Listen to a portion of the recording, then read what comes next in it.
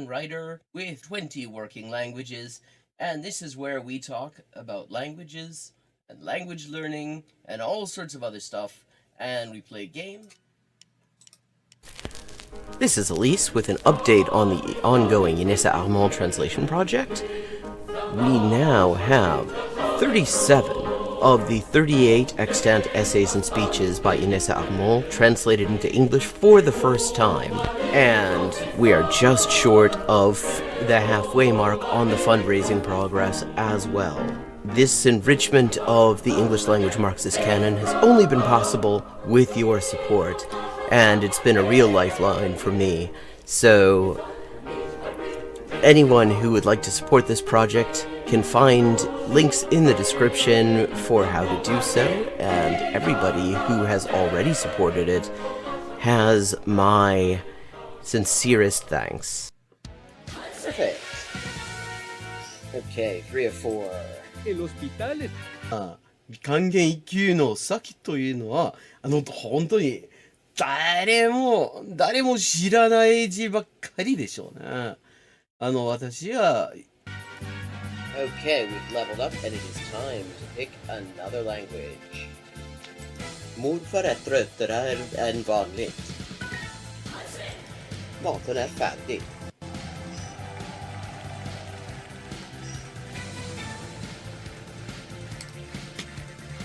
And let's see what we're doing when we get back. Greek. We're doing Greek when we get back. Ben neredeyse her gün okula giderim.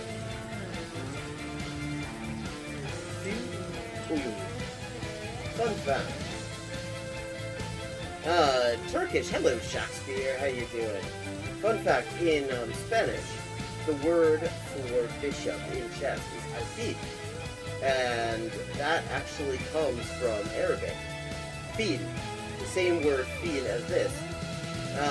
Meaning elephant, because the bishop traditionally was to represent elephant units somehow. Similarly, in Russian, the word for bishop is squab, and that also means elephant. This is Elise with an update on the ongoing Inessa Armand translation project. We now have 37 of the 38 extant essays and speeches by Inessa Armand translated into English for the first time, and we are just short of the halfway mark on the fundraising progress as well. This enrichment of the English language Marxist canon has only been possible with your support, and it's been a real lifeline for me. So anyone who would like to support this project can find links in the description for how to do so, and everybody who has already supported it has my sincerest thanks. Ça, c'est ça, que c'est ça, non ça, c'est ça, sol qui sa, che nulla sa, ne sa più di chi ne sa. Ecco. Bonjour et bienvenue à Hyper Polyglotting avec Élise. Moi c'est Élise, traductrice, éditrice et écrivain avec 20 ans de travail. Et ça c'est la transmission en direct ou en jeu des jeux, surtout GeoGuessr en dernier temps. Et parle des langues, de la linguistique, de l'acquisition des langues. 10-159. Haven't made a huge dent in it, but we're getting there. Okay, gonna do some Chinese now. Night. Night. Yo. 5.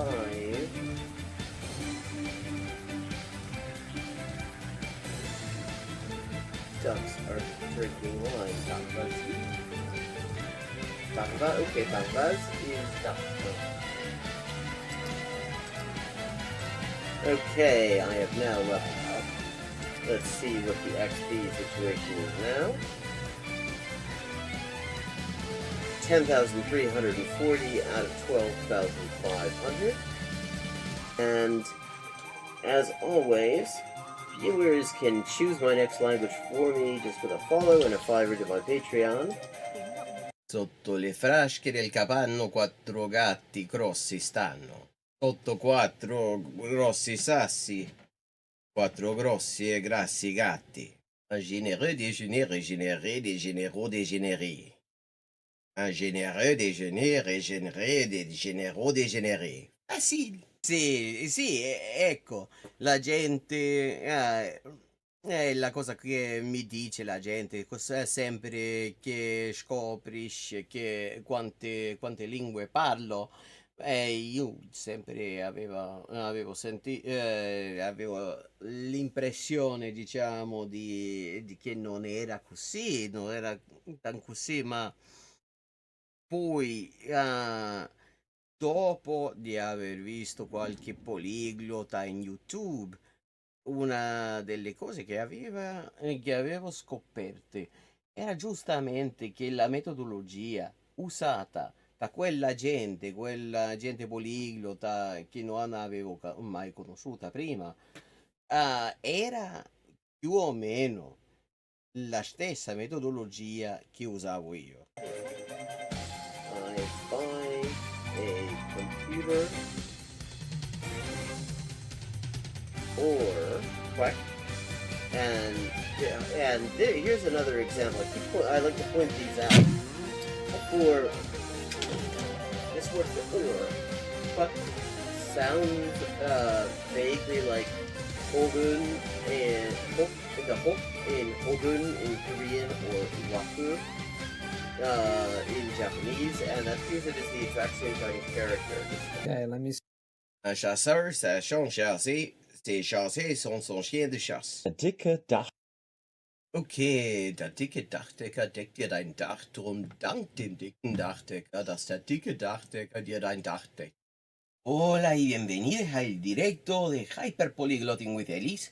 Yo soy Elisa, traductora, escritora y editora y comunicadora social con más de 20 idiomas de trabajo. Y aquí vamos a estar jugando videojuegos, sobre todo GeoGuessr, y hablando de idioma, la mejor forma de aprenderlo y caleta más. Zwei Zwetschgenzweigen zwitscherten zwei tschechische Schwalben. Tres tristes tigres tragaban trigo en un trigal en tres tristes trastos. Oh, I see. This is Diche Ishai Fui, which means, do you want food? But, yeah, are you hungry? That's also. How are the boys? Cocine da boy. Posso Milao. Pote. Buenese. Proteine. Utros. Totopolo. In the designated chicken eating area, obviously.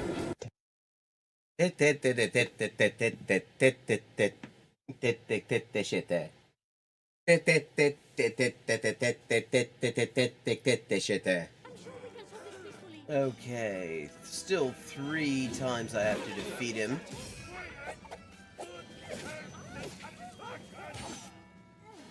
And I don't have a whole lot of health left. This is Elise with an update on the ongoing Inessa Armand translation project.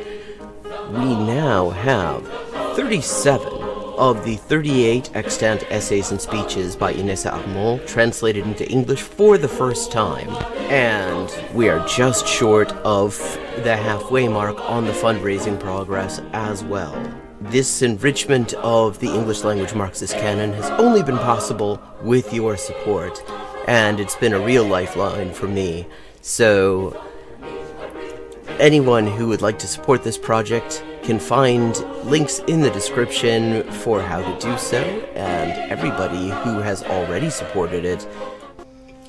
Hello and welcome to Hyperpolyglotting with Elise. I'm Elise, translator, writer, and editor with 20 working languages, and this is the stream where we're gonna play some GeoGuessr, as usual, and we're gonna actually get into what input theory actually is.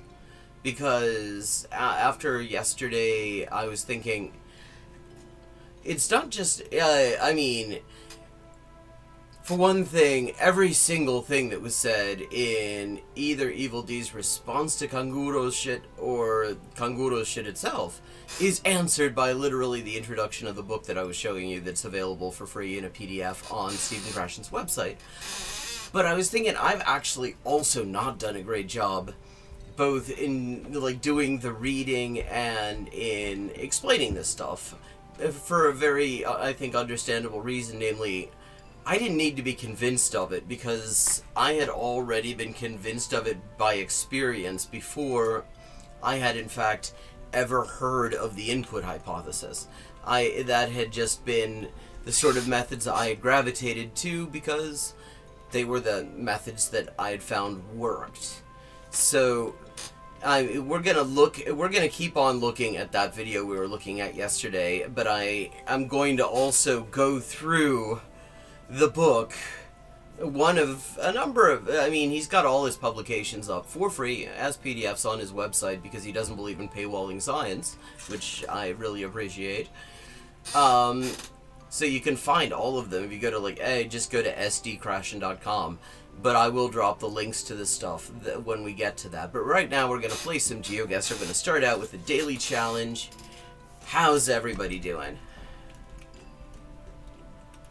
Once I get these windows where they need to be.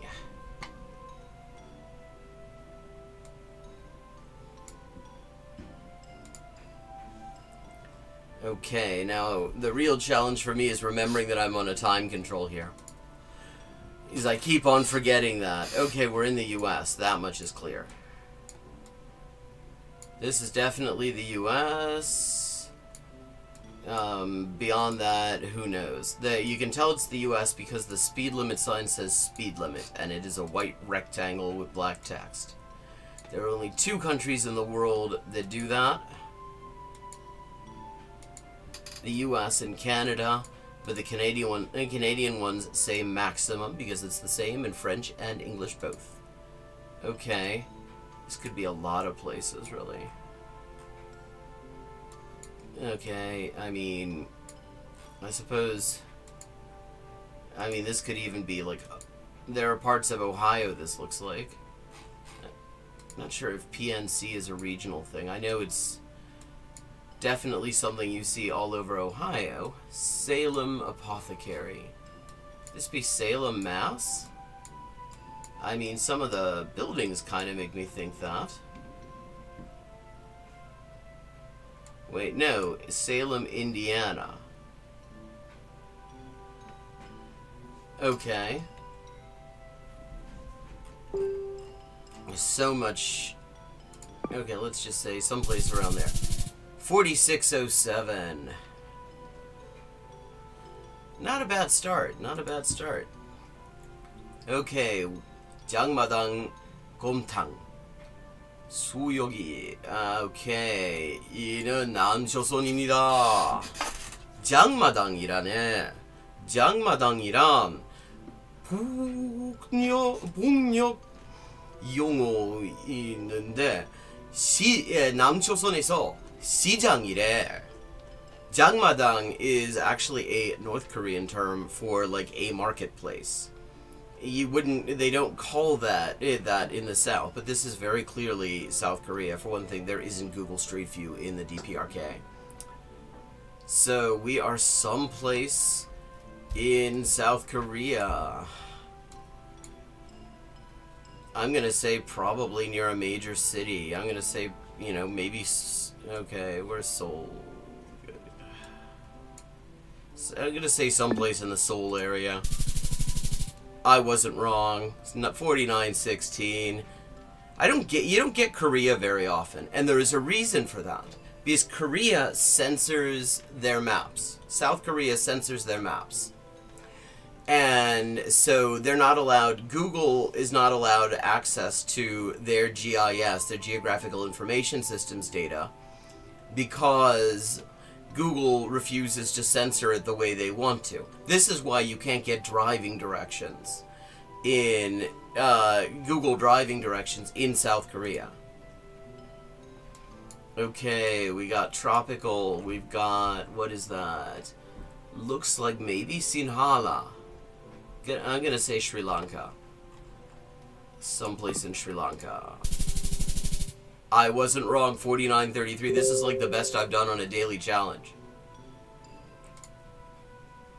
Okay, we've got GC, we got right side driving. We got like European looking street signage. And we got a castle. Yeah, I mean, we're someplace on the continent would be my guess so far. Let's see if we can do a bit better than that, shall we? I hear an excitable dog over my head. I don't know if you're hearing it as well, chat. Ah, on est en France. C'est la France. La Poste.fr. I'm not even going to bother trying to narrow it down. There's not enough time. But I didn't do bad. I said Central France. I was not wrong. 46.93. Okay, this... Not sure.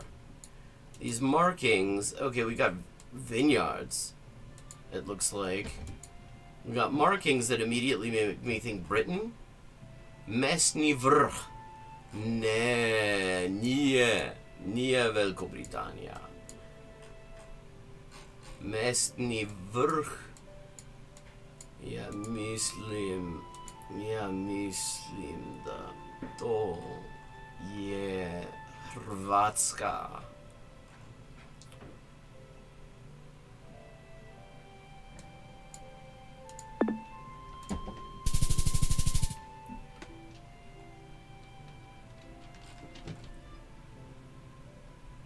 Okay. Ptuj. It's called Ptuj. And it is, wait, that is Slovenia. Okay. 43.28, still not bad. Yeah, this is easily my best score on a daily challenge. 23,477.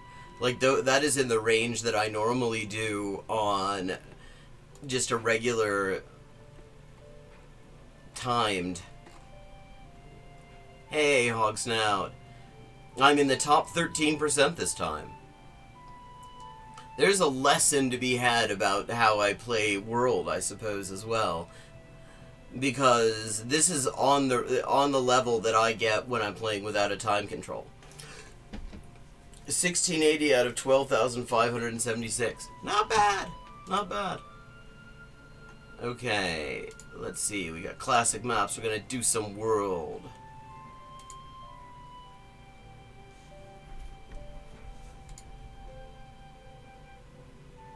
Okay.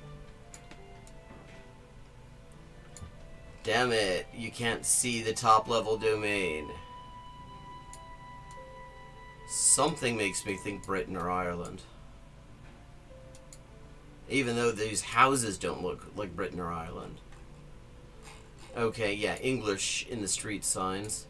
The street signs are definitely... Okay, we're not in Britain or Ireland. This is Australia or NZ, it would be my guess. NZ, there we go. Donegal Glen. Stage 10.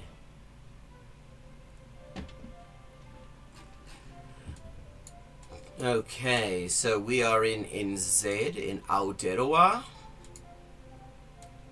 But where in NZ are we?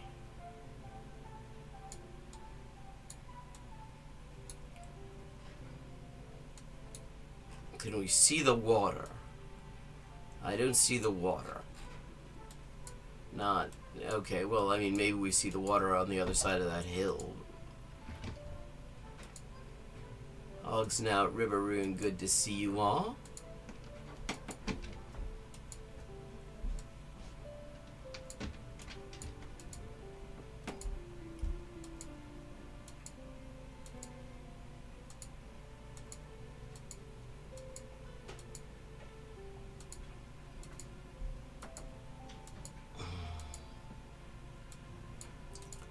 Okay, so we are someplace So far, all I can say is we are someplace in New Zealand. I'm not actually sure which island we're on, but we're about to get on a motorway of some sort, so that should help.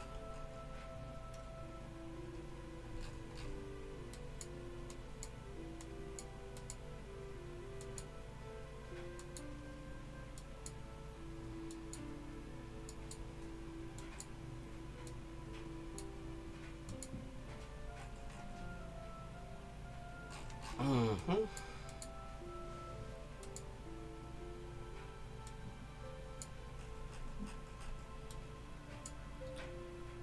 Not all that useful.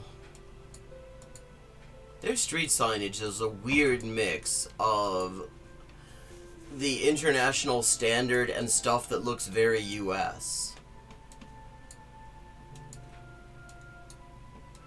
Like, a lot of their signs really look like US signs. It's actually quite confusing for...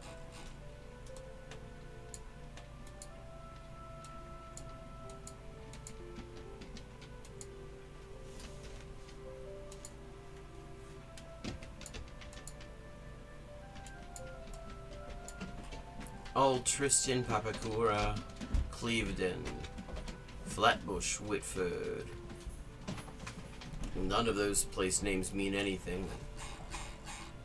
On the assumption that a lot of things are not far from, like, Auckland, we're gonna start out with that. Clevedon. Alfriston, Murphy's Road, Flatbush. Oh, there's Whitford. Well, there we go.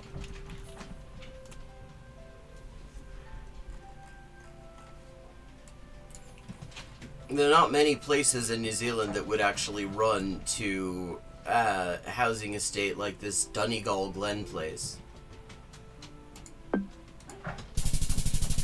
4978.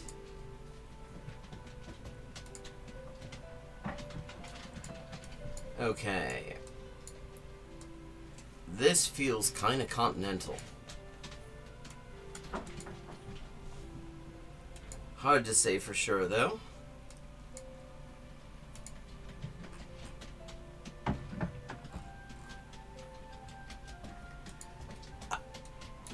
I don't think it's necessary. BV aannemersbedrijf. Ah, Nederland.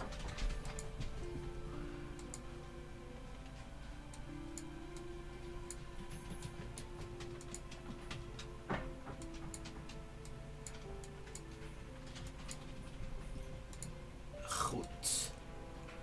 The thing is, I mean, Anki literally is Japanese for memorization. That's what it means. It's from the two kanji. One means dark, and the other means like to record or to remember. And the thing is that there is a very limited role for that sort of thing actually in language acquisition. In fact, I mean, we're gonna get into that in a bit when I'm actually sort of I'm continuing on with that video we started out with yesterday, and also looking at the book, and I think it will answer a lot of questions, including things I haven't done a really great job of explaining myself about exactly what comprehensible input is, what the sort of theoretical underpinnings of it are. This, I mean, that makes it sound like it's going to be very difficult. It's not. It's not actually hard to understand, and it's very accessibly written. Dein Husate steunt dit project ook.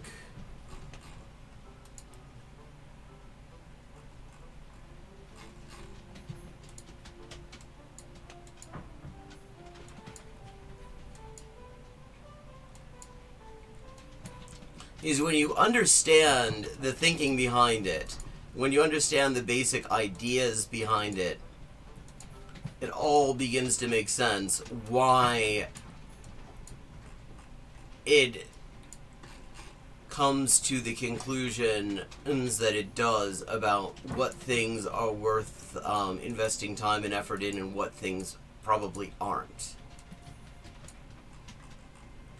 I mean, you know, so many responses to it, so many supposed like refutations of it are from people who really have not engaged with it on the level that you would need in order to actually understand what it is about and why and like what it's well, hey, oh, you did, cool. Yeah, I mean, wouldn't you agree it's actually, even if you aren't coming from this as a language acquisition theorist with all that kind of background, that it's actually quite accessibly written? Slovak, Hardingsveld, Breda, Werkendam, Dordrecht. Okay. Well, we know it's coastal. Okay, get out of NZ. Get to NL. From NZ to NL. Hardingsveld.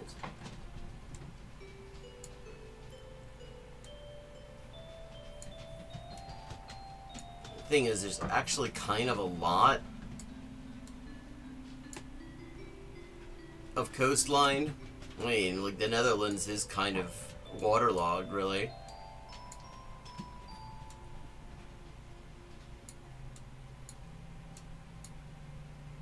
But it looks like it's big enough to have a port. That should help us. I've never heard of Hardingsveld. Oh, we're already in Germany. Bremerhaven.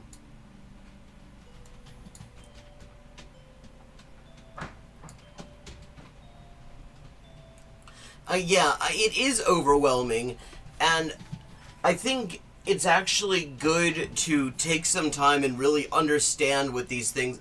Like, for example, I mean, he was talking about yesterday when we were watching. I mean, he was talking about it before that, but we saw him yesterday talking about, you know, saying that our own output is also input. And if you understand what input is for these purposes, you understand why that's just not how that works. Because the key to comprehensible input, it's not just that you that is capable of being understood. Like, if you... First of all, it starts out with this idea of this natural order hypothesis, which there's a fair bit of evidence to back up, which is that there is sort of a natural order in which different features of a language are acquired. Like in English, one of the first things is like the progressive form with ing, which makes sense because it's used all the time, and it's actually quite simple to form. You just add ing to things. There aren't that many situations where you aren't just saying you don't just tack ing on the end of stuff. But so what comprehensible input for these purposes is input that includes structures and features of a language that are just a little bit beyond the level of the person, of the acquirer, of the person who is trying to acquire the language. So by definition, it can't come from the person, because if it's coming spontaneously from that person, then it is stuff they've already acquired. So it has to actually come from some other source as a result of that. Ossen. Middelhof, Bergseplaat, Halstra. St. Philipsland. Because the key is, if you only ever get input that is exactly at your level, you don't get anything, you're not going to make progress. You will understand everything fine, but there's nothing that will actually move you further. What makes comprehensible input such a powerful motor of acquisition is that you're getting stuff that is a little bit beyond your level, but you can understand it anyway because there is context, you have extrinsic knowledge of what they're talking about. Something is done to help you understand, even though you're not familiar with the structures and features of the language that you are being exposed to. And through understanding what they're saying, as a result of all this context and this other stuff, you acquire that new structure. In the literature, this is called I+1. I is the current level of the person doing the acquiring. +1 means it's just a little bit beyond that.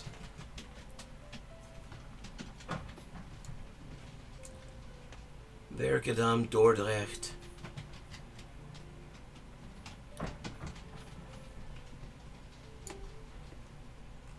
I mean, there's not all that much to the Netherlands. We'll say it's someplace around here. 4583. Okay, I'm not breaking any personal records today, but not terrible. Okay, we have a very scuffed road. We've got a North American style mailbox.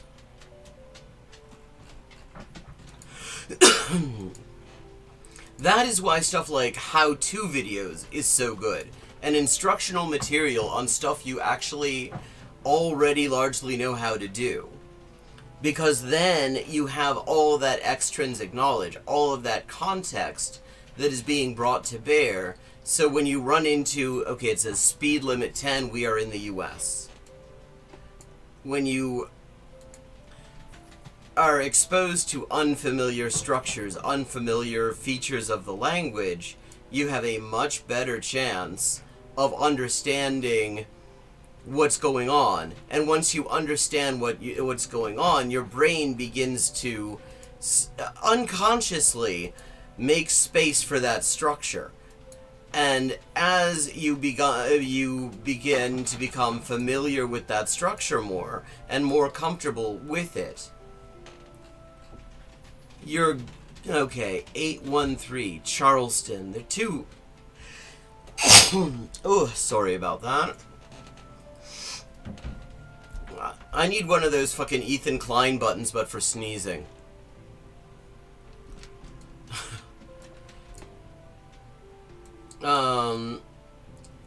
So the more you're exposed to that unfamiliar structure in a context that allows you to understand what you're talking about, what you're being told, the more you are going to actually become comfortable with that structure. That is what it's all. And that's the name of the game. So it has to be something that includes things that you can understand them, but there are bits of it that you don't actually get. Okay, I feel like this must be Charleston, South Carolina, because I've been through Charleston, West Virginia many, many times. And for one thing, it's not this flat. There's something very coastal about this, too. Is that an anchor there? Yeah, that is an anchor. Although it seems to be a metaphorical anchor. It says Fe de Oro, faith of gold. So maybe not necessarily as much of a geographically bound nautical reference as I thought.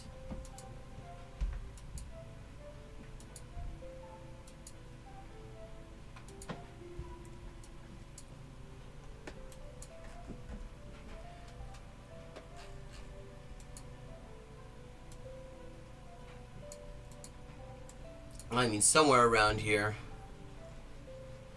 Oh, wait. There's another Charleston I didn't even know about. There's a Charleston, Florida.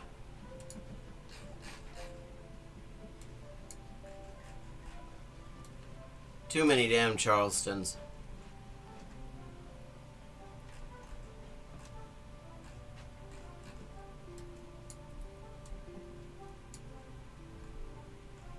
There's something about it that feels coastal, which, I mean, this is Florida. That does not actually help too much. I mean, it's Florida. Everything's fucking coastal.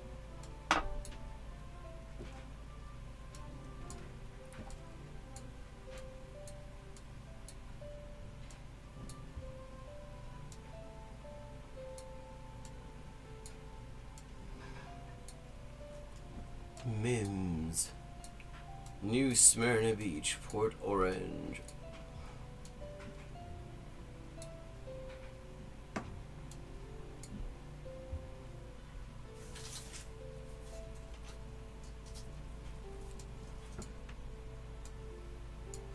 Jacksonville. All I've ever heard about, I know two things about Jacksonville. That it gets slagged off in the good place. And I was once on a plane with Allegiant Airlines, which never again, is when I was flying from like Sanford, Florida into Cincinnati. And I'd never heard of them. In fact, I didn't know I was booking with Allegiant Airlines. I thought I was booking with Frontier. But then I get the flight information on my boarding pass, and my mom wants an update so she can pick me up at the airport and stuff. Bayonet Point, that's a hell of a name for a town. And so I send it there, and it's, you know, Allegiant flight whatever. And she then sends me back a collection of press articles about Allegiant, and it's all about how Allegiant has this quaint little habit that when they get up in the air, bits of the plane immediately return to the ground, like just broken planes constantly. And so I get on there and I'm like, okay, this isn't gonna be long, and then I'm gonna be on the ground and it'll be fine. It'll be fine. And so we're up in the air for about an hour, and then they come on the tannoy system, and they're like, yeah, we're turning the plane around. We're gonna land in Jacksonville, cause it turns out there's a weird hissing sound on the cabin door. There's nothing wrong with the cabin pressure, don't worry about that, but we don't like the sound of it, so we're gonna land and turn around from there. And yeah, so that's my Jacksonville knowledge. The stuff that is said about it on The Good Place, and I was in a plane that had to turn around. Yeah, I mean, I actually like flying in the abstract, but it gets worse every year. Like, I mean, when I started flying long distance in the 90s, that rocked. There's a town in Florida called Yeehaw Junction. Fucking hell. Florida. Way to lean into the stereotypes. Although I would have thought Yeehaw was more of a Southwest thing. Not a Southeast thing, but there you go. Okay, so we've established I don't know where the hell Charleston, Florida is. But Zephyr Hills, or Zephyr Hills, I'm not sure what that was supposed to be. But that doesn't help me either, I've never heard of it. But yeah, I mean, it used to be like when you were on an international, intercontinental flight, you got like free booze and snacks and stuff. And now you have to pay them $20 for a small thing of fucking Oreos. And it's like, yeah, if I'm rarely in a huge hurry traveling intercontinentally when I'm doing that. I absolutely would not mind taking longer on like an ocean liner or something like that if it was more comfortable.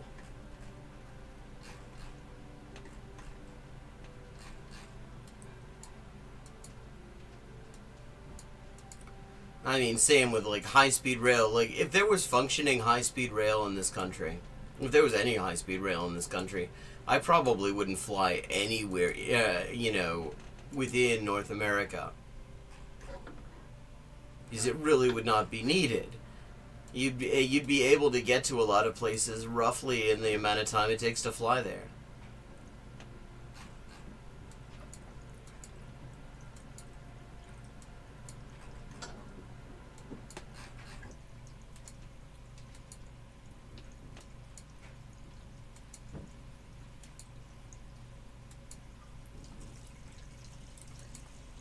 Okay, come on, give me something. Give me an interstate I can use. Charleston, Florida, so I can figure out where the hell this is.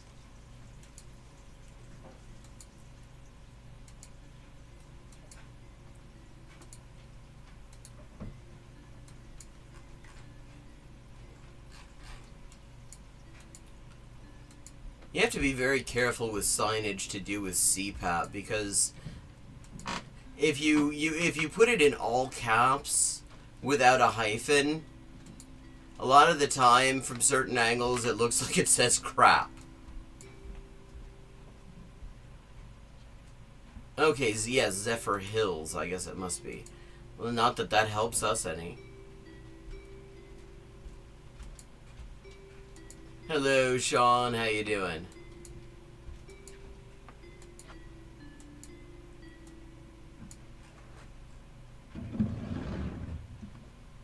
No trespassing is a really pointless sign, because trespassing, by definition, is entering and remaining on land or a building when you are not allowed to be there.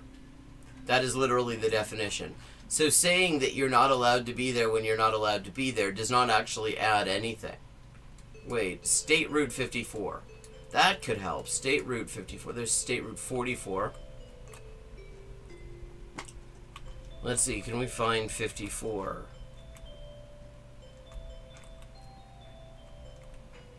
20, 41. Oh no, that's US 41. We need State Route 54. Ah, not bad, not bad.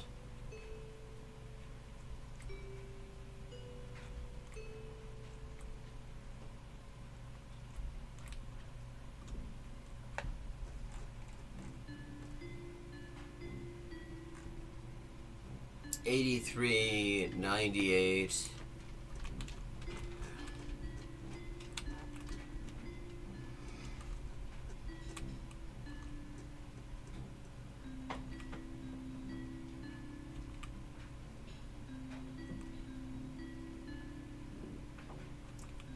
US 1. Oh, that's useful to know.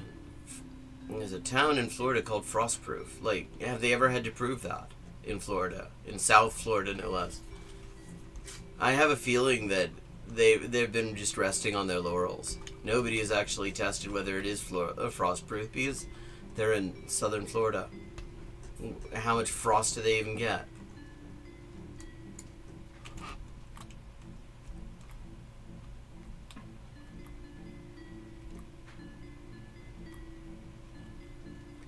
Oh wait, there's 50. Looking for 54. One of these round ones. 44.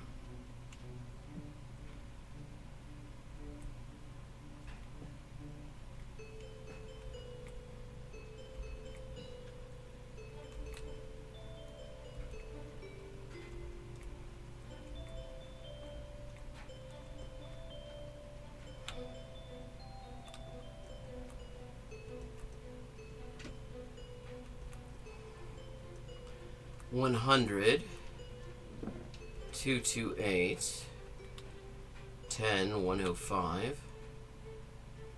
Black Hammock Island. Neat name for an island, Florida. Neat name. I approve. That's a cool name for an island.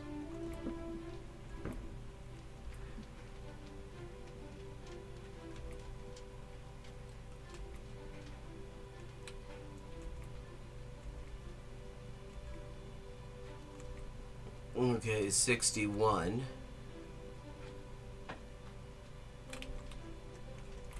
There's the state line.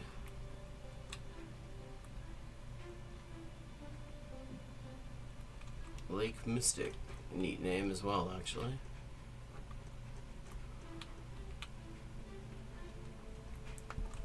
State Route 54. Where are you?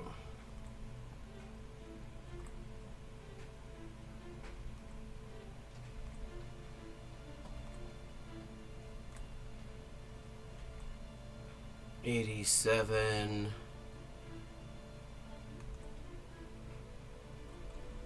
Okay, so there is the end of Florida.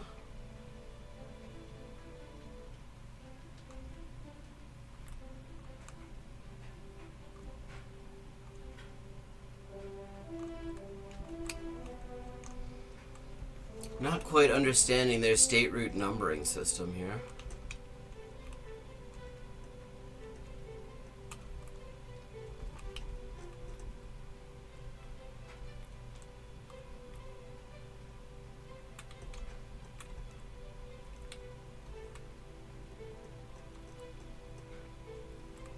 State Route 54. Tennille, where's the captain?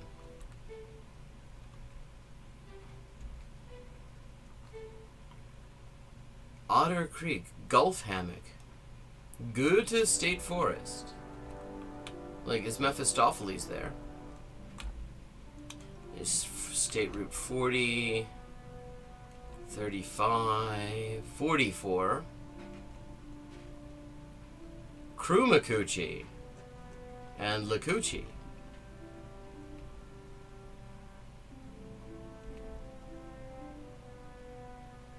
'54, we got State Route 54, finally. There's Zephyr Hills.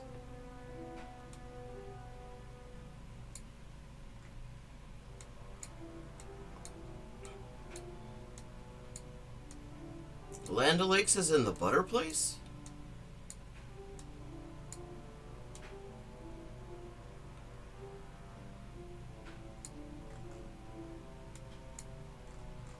Okay, and so this is north of Tampa. Okay, north of Tampa. Here we go.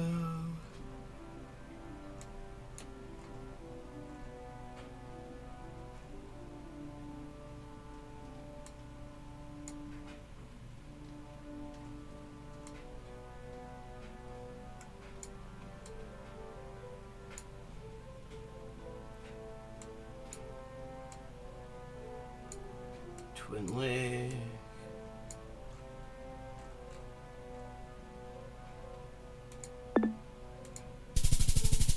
$49.52. There we go. Okay, 4 of 5. Okay, we got scuffed infrastructure. Tekir lokantası, market ve köy ürünleri. Türkiye'deyiz biz. Türkiye'de. This is Turkey. Yükseller kasabı.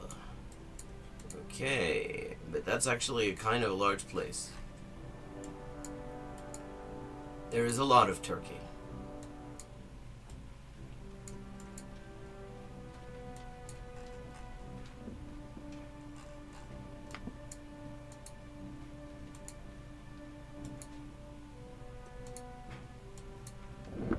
Okay, so we're going northwest.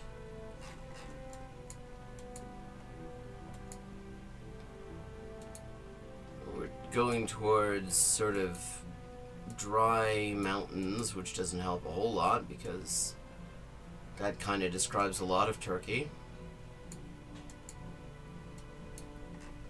Emlak vergileri tarihleri arasında ödenecektir.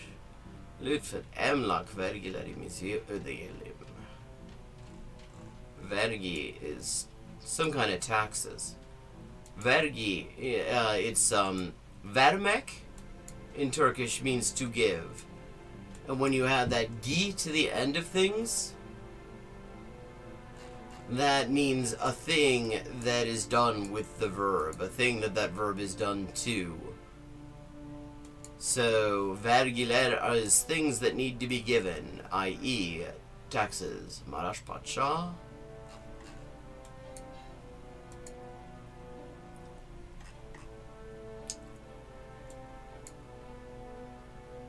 Tekir Aile Sağlığı Merkezi, Family Health Center.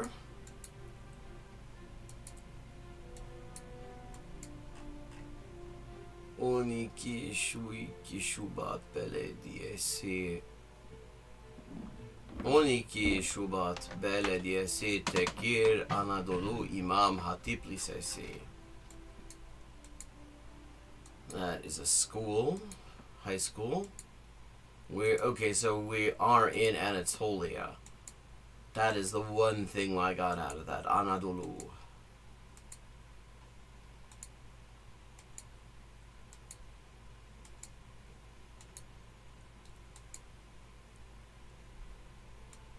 I can get out of Florida anyway.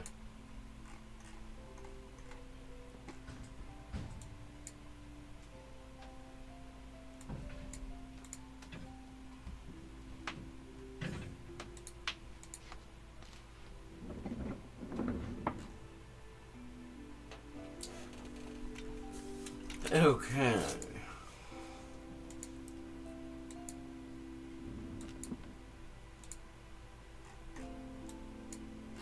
Marsu.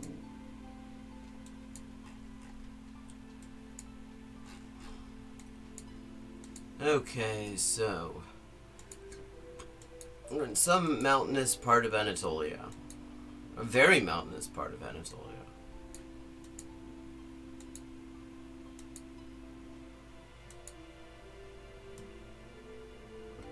Fairly green as well. Maybe up this way?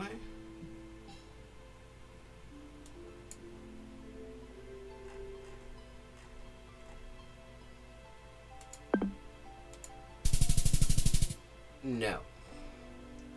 No, not that way. 3805, because again, Turkey's actually a pretty big place. Okay, 5 of 5. It's dry, the infrastructure. It has not been overwhelmed with investment. Wood fences. Fairly green, like evergreen forests and stuff.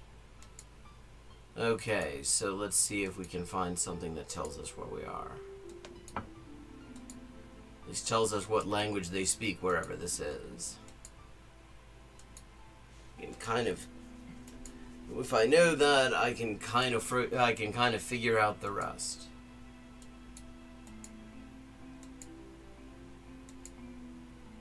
Okay, let me see. There's a Guarda ganado. Okay, someplace Spanish speaking.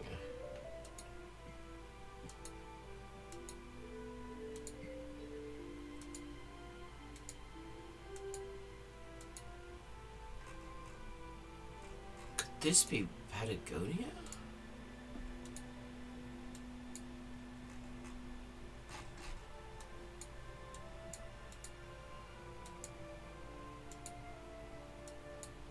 This kind of feels like Pampa.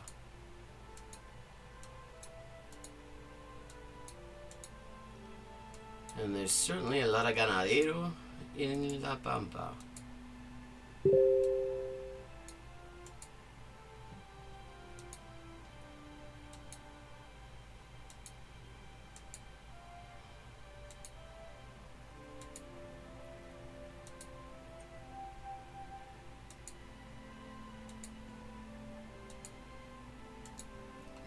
Okay, so...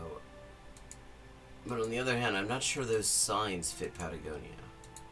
And we really have not gotten anything except one little sign that says Guarda ganado to tell us anything about where we are. But something about this feels Patagonian to me. I can't quite explain it. Something about the roads, there's something about these little rocks, there's something about like the mountains and the sort of scrubbiness of it. Something that makes me feel that we are in the southern tip of South America.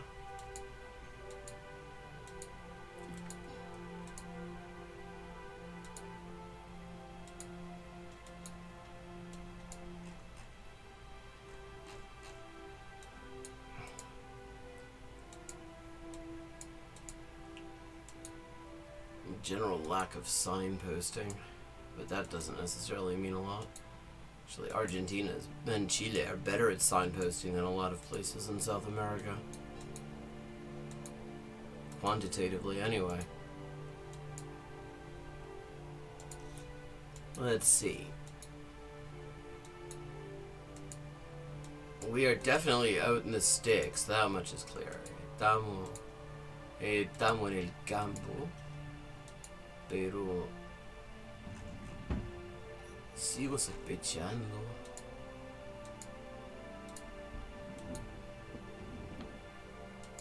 Guarda ganado.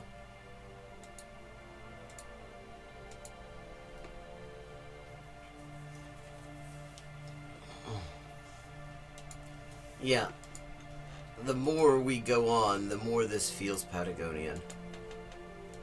I've never been there, but I've occasionally taken Google Street View walks through there because I'm very curious about these remote, far southern places. But the trouble with Patagonia is it is fucking vast. So... and there's not a whole lot there. It's very sparsely inhabited. Yeah, you could get lost very easily in Patagonia. Like in Chile, for most of the length of the country, you're always doing reasonably well if you know where the mountains are and where the sea is. And the mountains and the sea are always opposite each other. If you can find the mountains, you know which way the sea is. To the extent that when people give you directions in Chile, often they will give you directions in terms of hacia la costa, hacia la cordillera. You know, towards the coast, towards the mountains. Because you can basically see them everywhere until you get into Patagonia. And then all of the directional indicators people are used to in the rest of the country just go out the window. Because it all looks like this.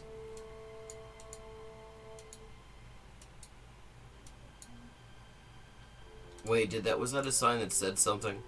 Or was that a sign that used to say something? It is a sign that does not say anything, except that this is the edge of the road, I guess.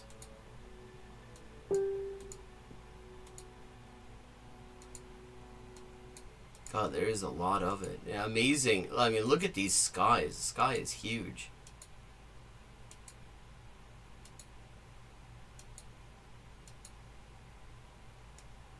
Very dramatic cloud, too.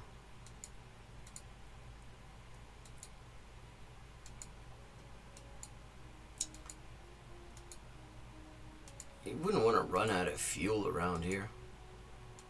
I have a feeling you'd probably be waiting a long time for somebody to fill you up.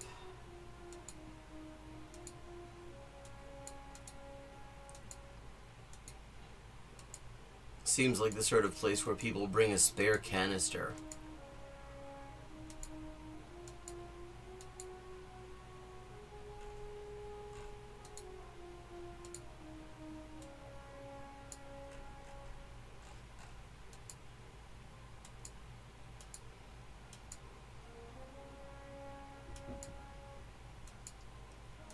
Haven't done a lot with them lately. So I've been working on a bunch of other projects.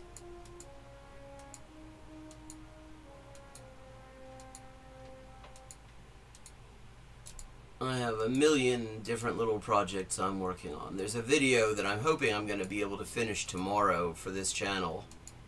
Another in this series of like language learning through authentic materials.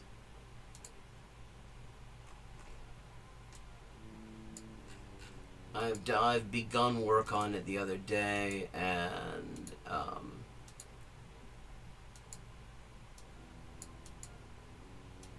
I need to just get back to it, and Sunday tends to be my video editing day.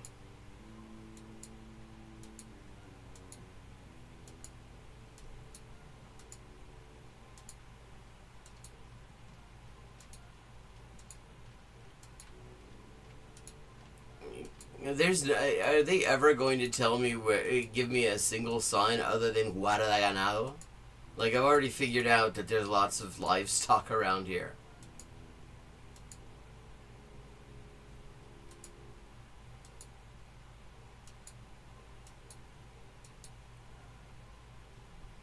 Okay, sod it. We've seen enough. I'm gonna say it's probably somewhere around here.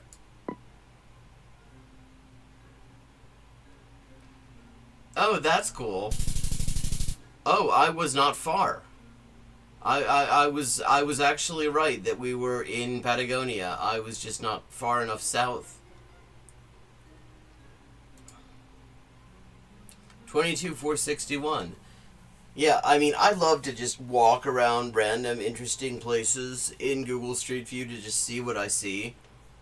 That's part of what I like GeoGuessr, really. Okay, I'm going to take a little bit of a bio break. I will be back in just a few.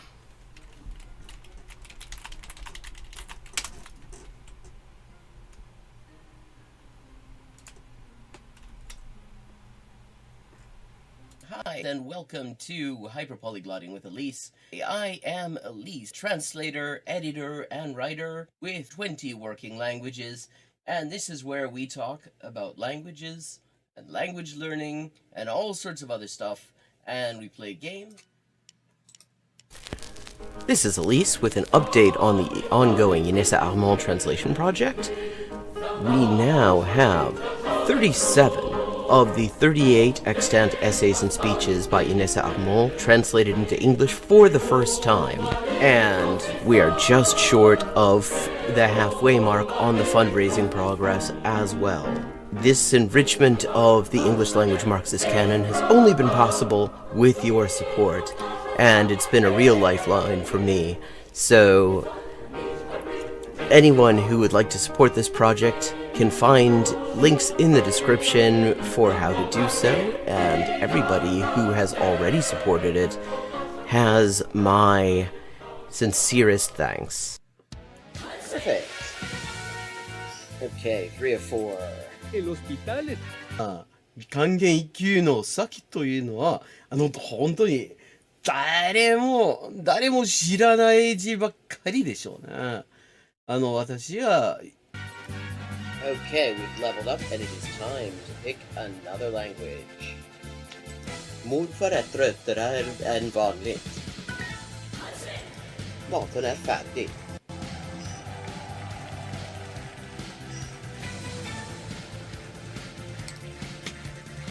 And let's see what we're doing when we get back. Greek. We're doing Greek when we get back.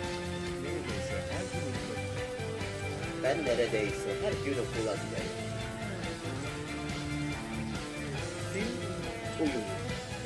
Fun fact. Turkish. Hello, Shakespeare. How you doing?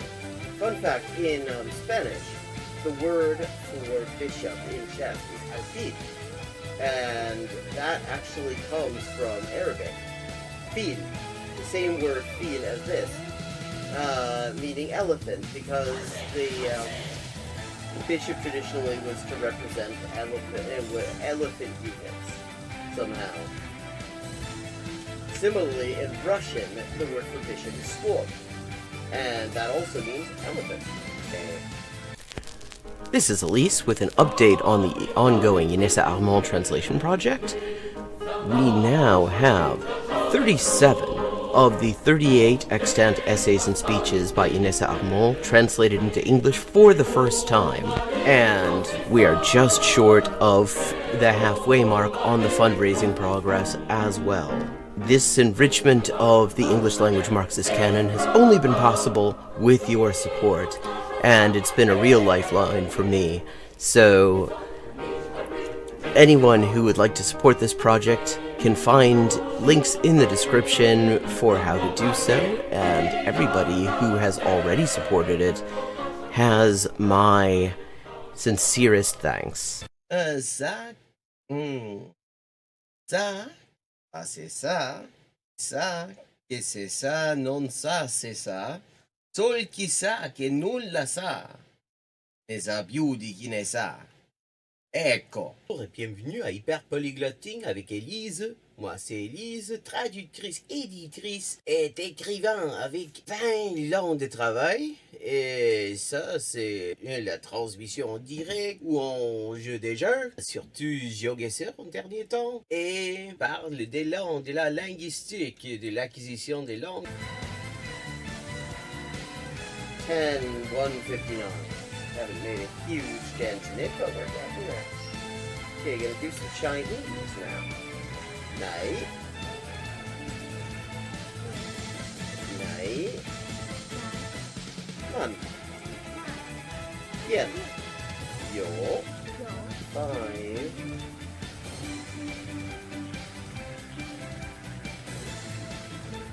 Ducks are drinking wine. Barbas, okay, Barbas is duck. Okay, I have now leveled up. Let's see what the XP situation is now. 10,340 out of 12,500. And as always, viewers can choose my next language for me just with a follow and a $5 to my Patreon. Sotto le frasche del capanno 4 gatti grossi stanno. Sotto 4 grossi sassi, 4 grossi e grassi gatti. Un généreux déjeuner régénéré des généraux dégénérés. Un généreux déjeuner régénéré des généraux dégénérés. Facile. Sì, ecco, la gente è la cosa che mi dice la gente, sempre che scoprisce che quante lingue parlo. Io sempre avevo l'impressione, diciamo, di che non era così, non era tan così, ma poi, dopo di aver visto qualche poliglota in YouTube, una delle cose che avevo scoperte era giustamente che la metodologia usata da quella gente poliglota che non avevo mai conosciuta prima, era più o meno la stessa metodologia che usavo io. I buy a computer or what? Here's another example. I like to point these out.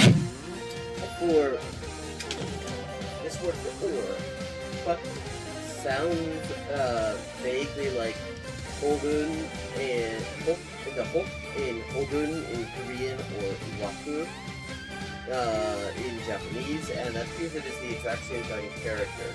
Okay, let me see. Un chasseur, ça son chassé. Ses chassés sont son chien de chasse. Der dicke Dach.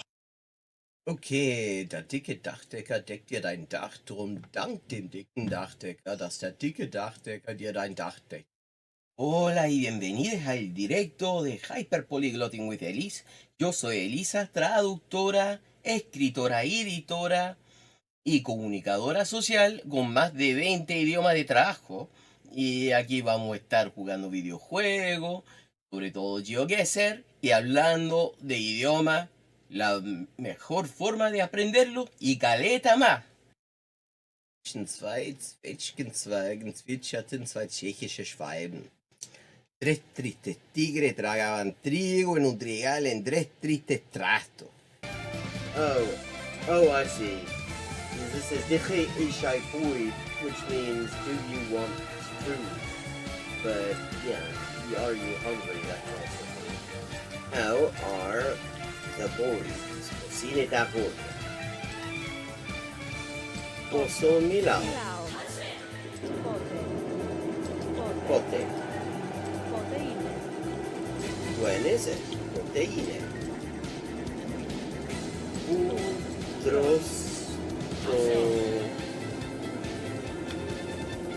Protopulo.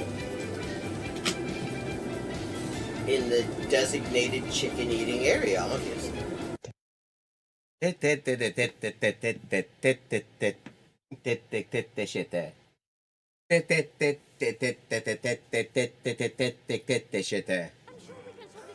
Okay, still 3 times I have to defeat him.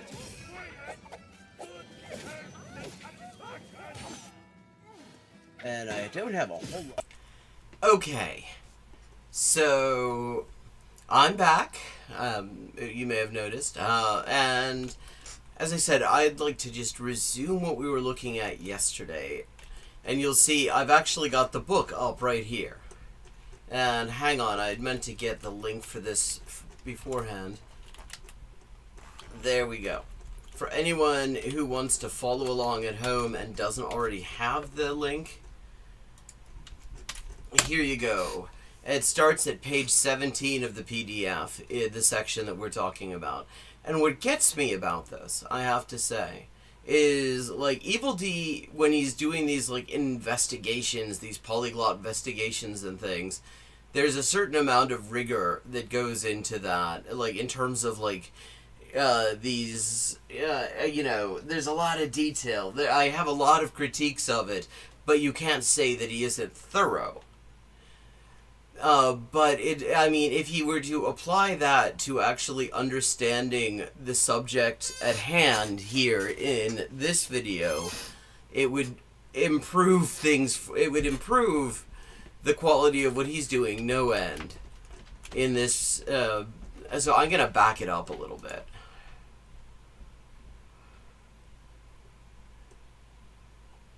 What does it mean? You just get... I'm gonna just... Okay, let's see. I have to get my chat window where I can see it when I'm full screening. I really need to just sit down and organize all of this stuff on OBS. Okay. So here we go. Let me just make sure.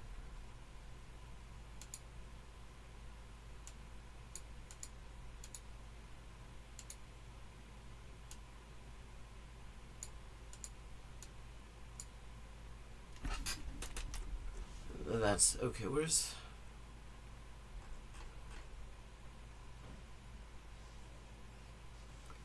have to... Okay, there. I'm gonna move this a bit.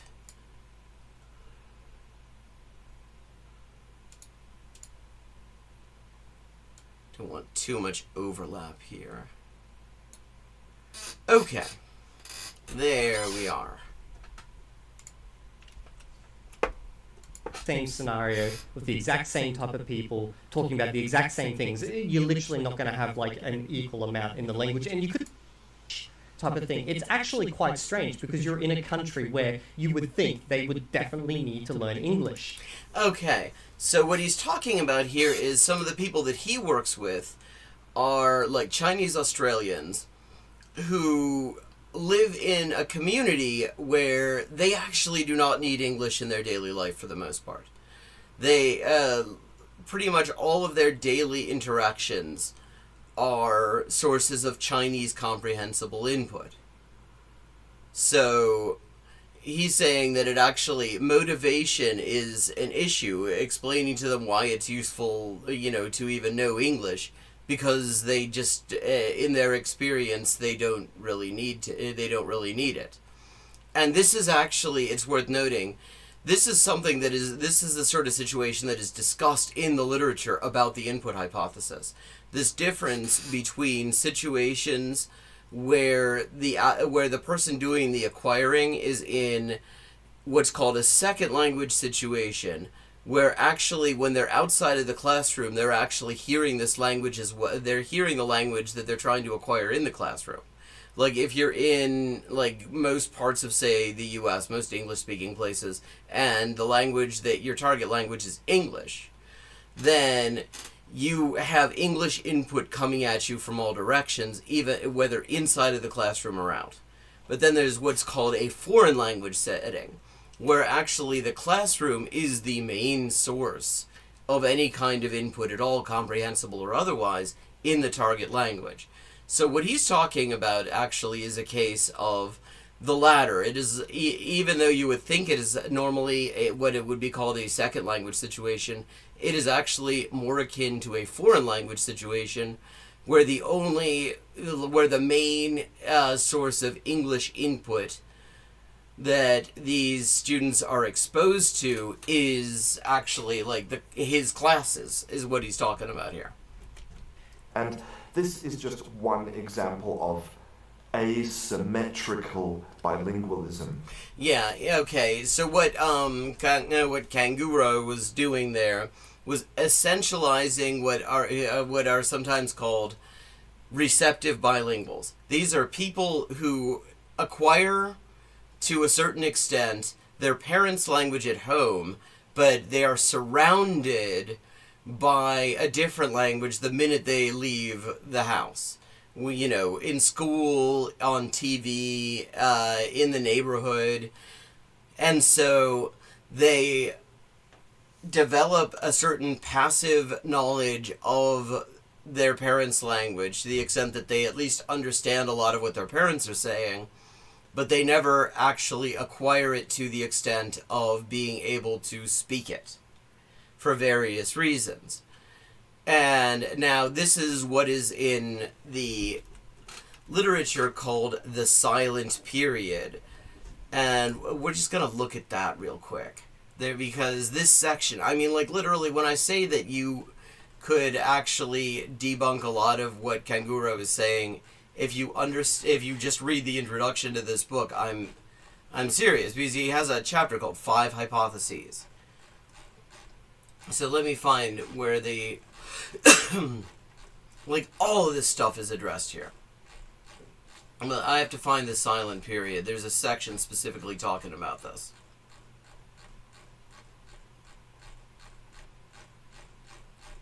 Give me a mo. I'm gonna cut this together as a video, I think. Yesterday's and today's.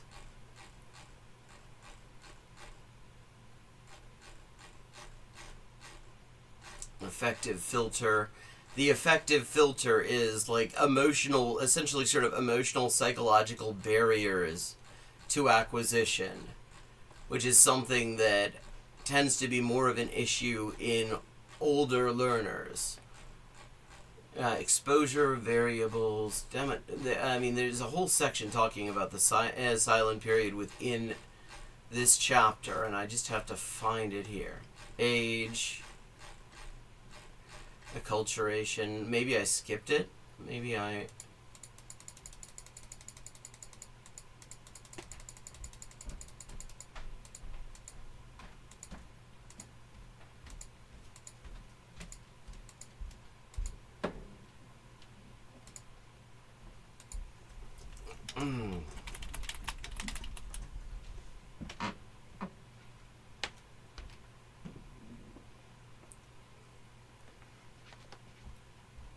Oh yeah, take your time, Adobe Acrobat.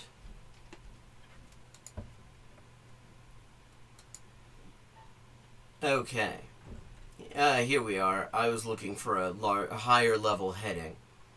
The silent period and L1 influence. Now, for people who aren't familiar with like the technical language, L1 is just the first language a person has. The input hypothesis, this is on page 33 of the PDF for anyone who's following along. The input of hypothesis is also consistent with other findings and hypotheses in second language acquisition. One of these can be termed the silent period, a phenomenon that is most notable in child second language acquisition. It has often been noted that children acquiring a second language in a natural informal linguistic environment may say very little for several months following their first exposure to the second language. What output there is consists largely, usually, of memorized language. Okay, so this is an example, a report of a 5-year-old Chinese speaker acquiring English as a second language who just kind of had memorized sentences that he knew the meaning of, but he would not be able to understand the meaning of individual components. But we're going to skip ahead. The explanation of the silent period in terms of the input hypothesis is straightforward. The child is building up competence in the second language via listening, by understanding the language around him. In accordance with the input hypothesis, speaking ability emerges on its own after enough competence has been developed by listening and understanding. We should note that case histories dealing with children acquiring second languages agree that several months may elapse until they start talking, and that the speech that emerges is not error-free. Adults and children in formal language classes are usually not allowed a silent period. They are often asked to produce very early in second language, before they have acquired enough syntactic competence to express their ideas. According to a hypothesis first proposed by Newmark in 1966, performers, that's people who are like being called upon to use their target language, who are asked to produce before they're ready, will fall back on first language rules. That is, they will use syntactic rules of their first language while speaking the second language.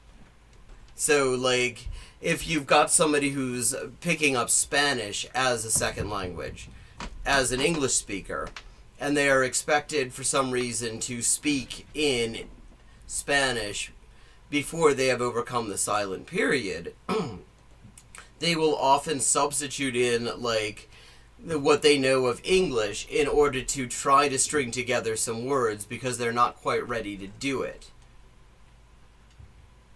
And it goes into a lot of detail. There's a lot of detail in here, and it's really worth reading. But that's what we're talking about here. When you have these so-called receptive bilinguals, they've acquired enough to understand at least some, but they have not acquired enough to produce. And what Kanguro here is doing is essentializing that, treating that as if it is a category of person, rather than what it is, which is a stage of acquisition. A stage that everybody's in for a certain amount of time.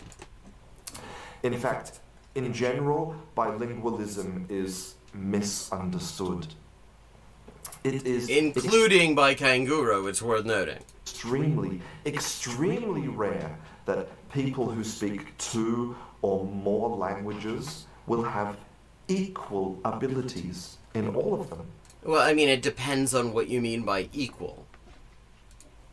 And even... Well, of course, you're never going to have equal abilities in every language because you're going to use every language for a different scenario.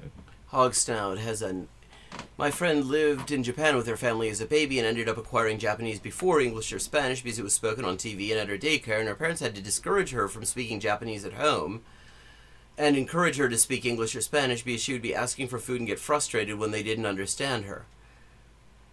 Yeah, I mean, that's the thing. This is literally something that, you know, nobody was actually trying to teach her to, well, I guess in some places there was some active engagement in Japanese.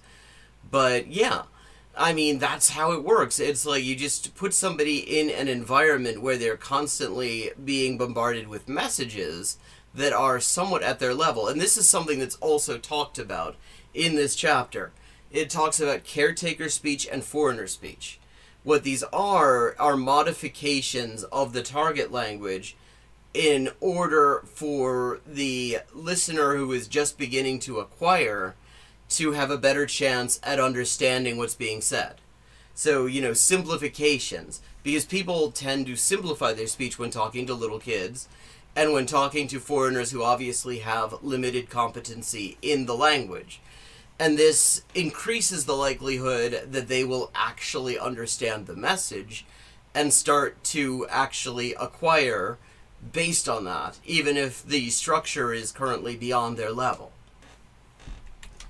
Unless you're using the exact same scenario with the exact same type of people talking about the exact same things, you're literally not going to have like an equal amount in the language, and you couldn't even measure this if you wanted to anyway.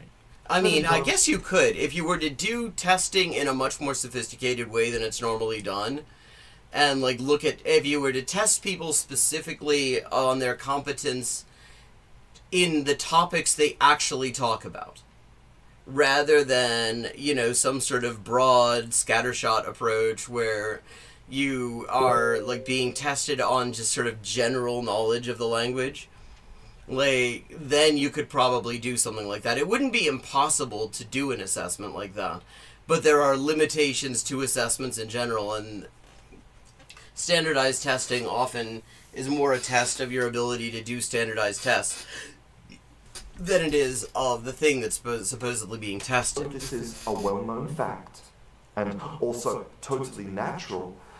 This creates a great deal of shame for some people who want to honor their parents and honor their culture through language. This is interesting. I'm starting to look at this guy through the eyes of a teacher. Now, I say that because most like polyglot YouTubers and stuff online, they talk about languages. And by the way, I don't claim to be a polyglot. Most of these guys, they look at it from the perspective of like someone who has learnt languages, for pleasure, maybe for business or something. Yeah, and I will say this is precisely one of the weaknesses of teachers talking about this stuff, is especially if they are teachers of their first language, is that they do not have that learner's perspective, so they can convince themselves that things are effective because they've been told they were effective, even though they have never tried them out on themselves. This is really the weakness of the teacher's perspective. Something like that, as opposed to having to actually teach a language, which is something that I've had to do for many, many years before I transitioned out of that. But the fact that people do not have equal abilities in all their languages is not surprising to me. I mean, is it surprising to anyone, though? At all. Because I don't think anyone would find that surprising. Yeah. Like, is there someone out there who's claiming that? Like, I don't know where he's going with this. I know something. I mean, I will say, like, in terms of overall level, there are languages that are definitely equal for me. Like, German, Spanish, and English are equal for me in terms of overall level. But that doesn't mean that every single thing that I talk about in one language, I can talk about as well in all the others. Because there are things I only talk about in German, or in Spanish, or in English. And so, when I try to talk about them in one of the others, I run into problems. Like, for the longest time, there was an object in my kitchen in Cardiff that I only had a Spanish name for because I had only ever seen it in Chile. So I always thought of it as the calefón, because I'd never actually had a calefón in any other place. So the only word that was available to me to describe it was calefón. Until I had a friend over, and I was like, "You gotta help me out here. What the fuck do you call this thing?" And he's like, "Oh, that's a boiler." And it's like, "Oh, that's what a boiler is. A boiler's a calefón." But I'd never had a need to talk about a boiler because I'd never been in possession of such a thing in any English-speaking place. So, like, my ability to discuss the subject of boilers, which is not a subject I have much use for talking about for the most part, was in English was definitely inferior to my ability to discuss it in Spanish, because I had actually had occasion to talk about the thing and actually knew what the name of the thing was. And there's all sorts of that. Like, so the overall level is the same, but the subject matter that you talk about isn't always. Everyone knows if they take a moment to reflect. You get good at what you practice. And that is common sense. Yeah, and the thing about common sense is that it isn't necessarily always so. Lots of things are common sense, but when you actually sit down and study them, they are a lot more complicated. That's why I have an obligation to talk about him and his why fucking this obligation. obsession with input is so dangerous. Okay, I get the feeling that the direction that this is heading is that he's targeting those groups specifically that think all you need is input for like a very, very, very long time. And I understand that. Like, it is stupid to think that you're going to make fast progress in a language by just sitting there and getting input. Well, except, I mean, I think I might have said this yesterday, but I'll say it today again. Then I have 2 takes of it, and I can decide which one I sound better in. The people who are talking about input and its role are not actually going to be, for the most part, the people who are going to be talking about acquiring it fast.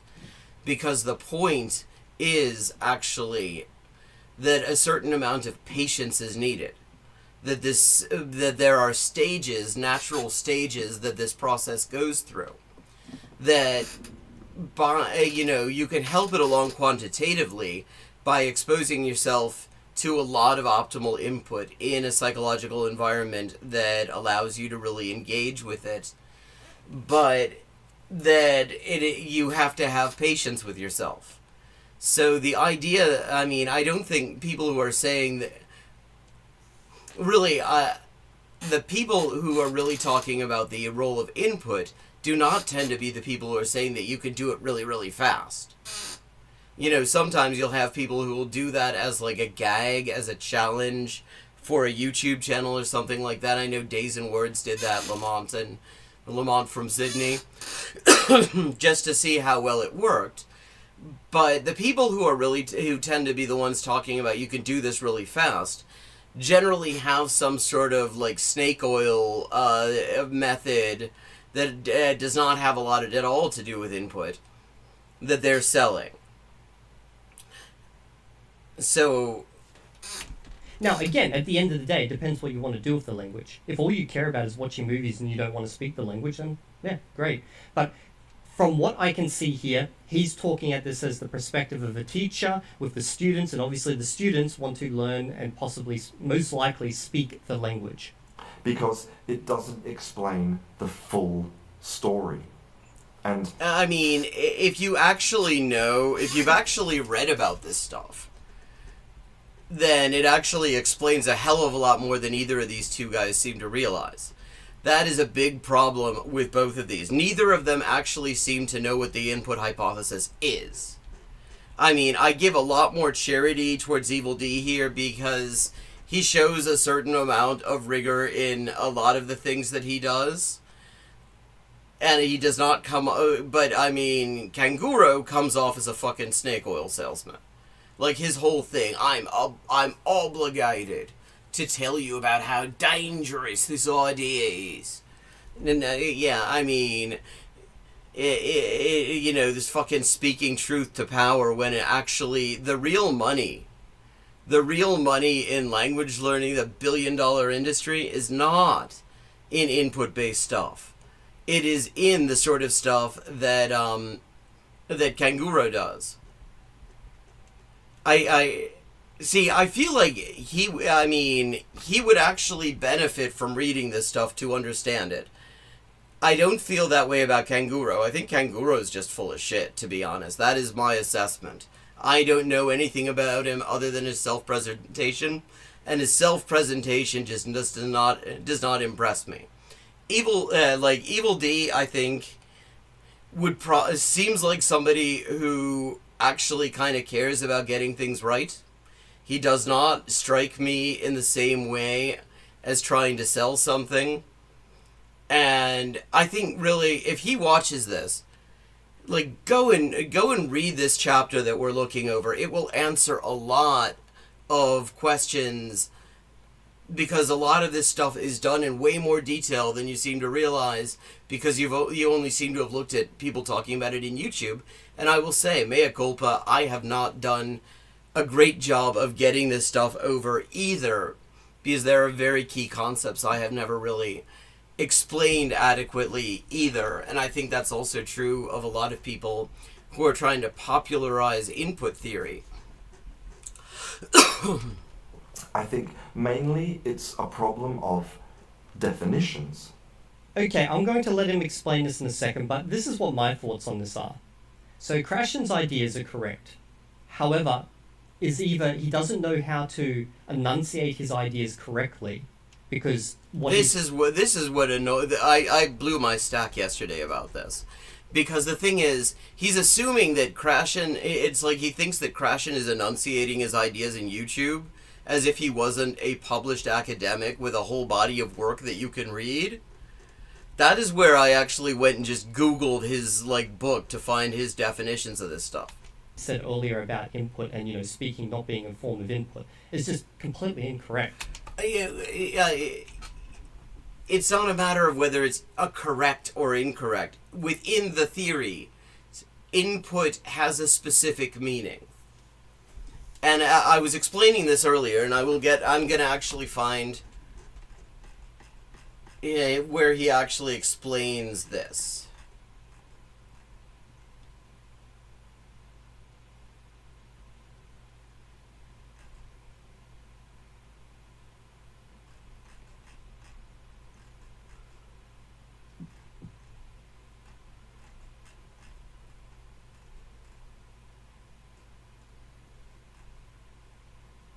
Because, I mean, he goes into so much detail explaining all of this stuff. So,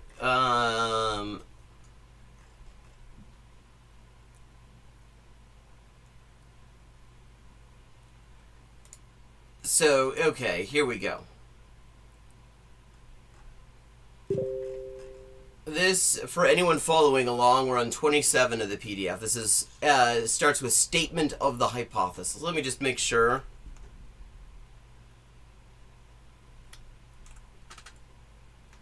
Oh, I'm not, you can't actually see it.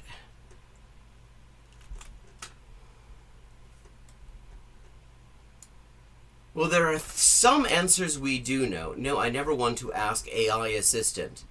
Banish AI assistant. AI assistant can fuck off. AI can STFU. Okay, let us first restate the question of how we acquire. Given the correctness of the natural order hypothesis, I was talking about this a little while ago.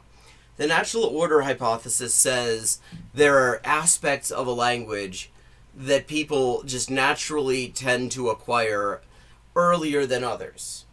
There are stages in the process. Okay?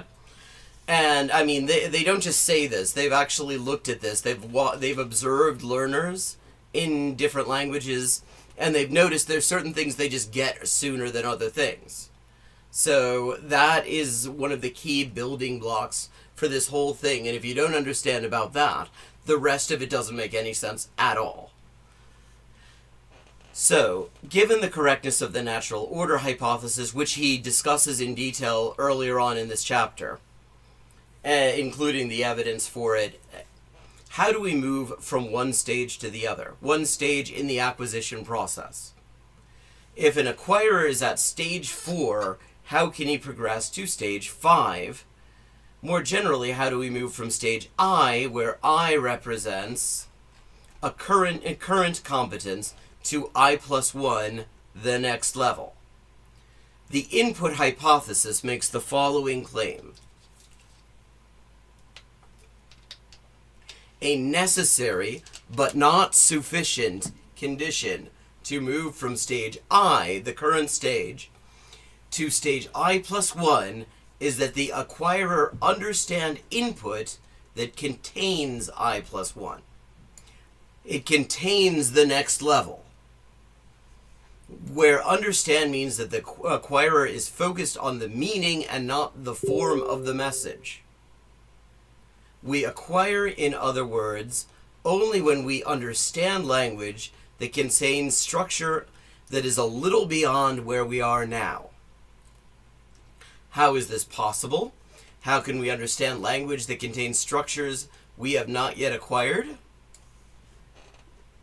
Shut up, AI assistant. I don't want this crap. I'm just trying to highlight this. Hey, Adobe, chill. Can I do this? If I do it this way, yeah, okay. How can we understand language that contains structures that we have not yet acquired? The answer to this apparent paradox is that we use more than our linguistic competence to help us understand. We also use context, our knowledge of the world, our extra linguistic information to help us understand language directed at us. And this is what I talk about a lot when I'm looking at these how-to videos in different languages, okay? Because the idea is we already know a bunch of the stuff that's going on. We know about the stuff that's being explained to us. We know what the things are that they're showing us. And we're able to use our knowledge of the stuff that they're showing us in order to understand the words they are using to show it to us. That is exactly what this is talking about. And that's the thing. Okay, as Hatch has pointed out, this is the next paragraph. This is important too. I'm skipping bits, but I want to get some important bits here. In here. As Hatch has pointed out, our assumption has been that we first learn structures. That is the normal way of teaching.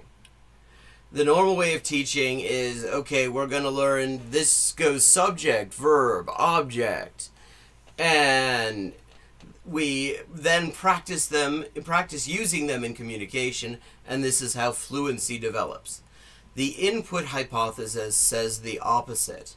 It says we acquire by going for meaning first, and as a result, we acquire structure. Okay, then that is important, and that is what neither of these guys seems to comprehend, which is ironic because it's all about comprehending meaning, and they have not comprehended the meaning of what they are talking about. Like, that is obvious to anyone. When you do something, it is output, but then it becomes a form of input. I feel like that is completely obvious to anyone. Yeah, what is completely obvious to anyone watching this who has actually read second language acquisition theory is that this shows that he has not read second language acquisition theory even a little. Because what I was just explaining here, what I was just reading, is that the input, the incomprehensible input, has to contain things that the acquirer does not know yet. Structures that the acquirer has not acquired yet. Stuff that they're not familiar with yet on a linguistic level.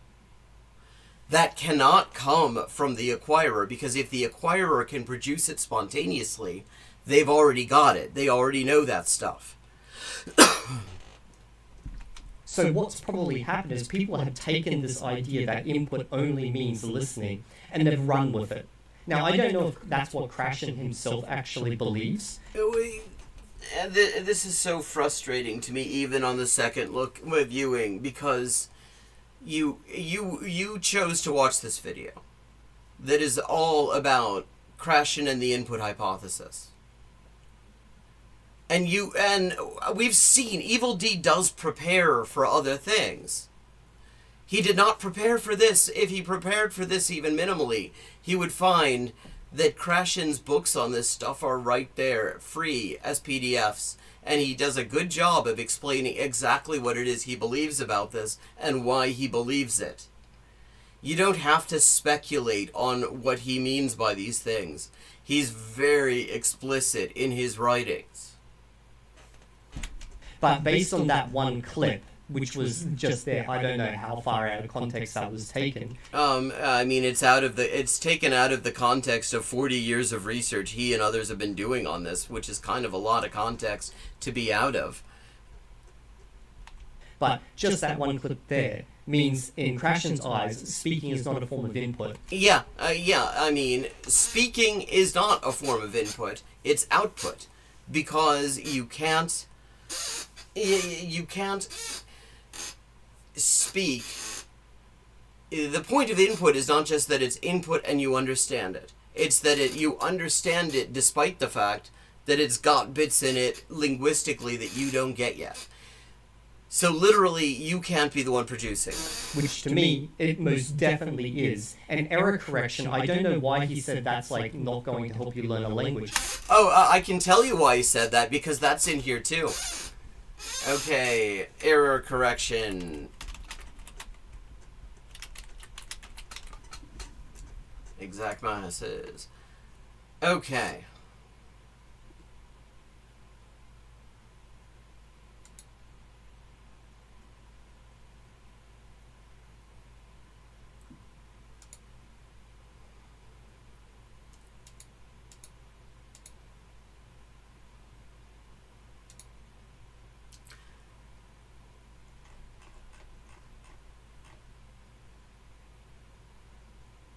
Okay, here we go.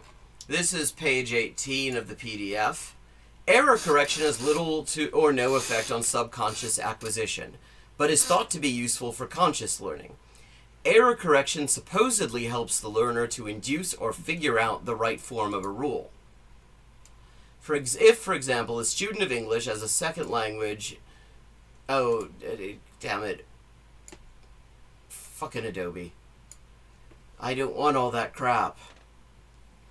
If, for example, a student of English as a second language says, I goes to school every day, I mean, there are varieties of English in which that is a totally grammatical utterance, it's worth noting, and the teacher corrects him or her by repeating the utterance correctly, the learner is supposed to realize that the S ending goes with the third person and not the first person, and alter his or her conscious mental representation of the rule.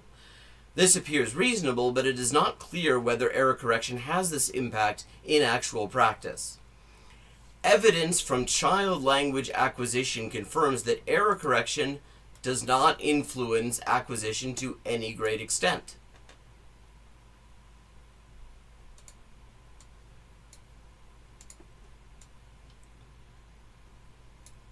Brown and his colleagues have shown that parents actually correct only a small portion of the child's language, occasional pronunciation problems, certain verbs, and dirty words.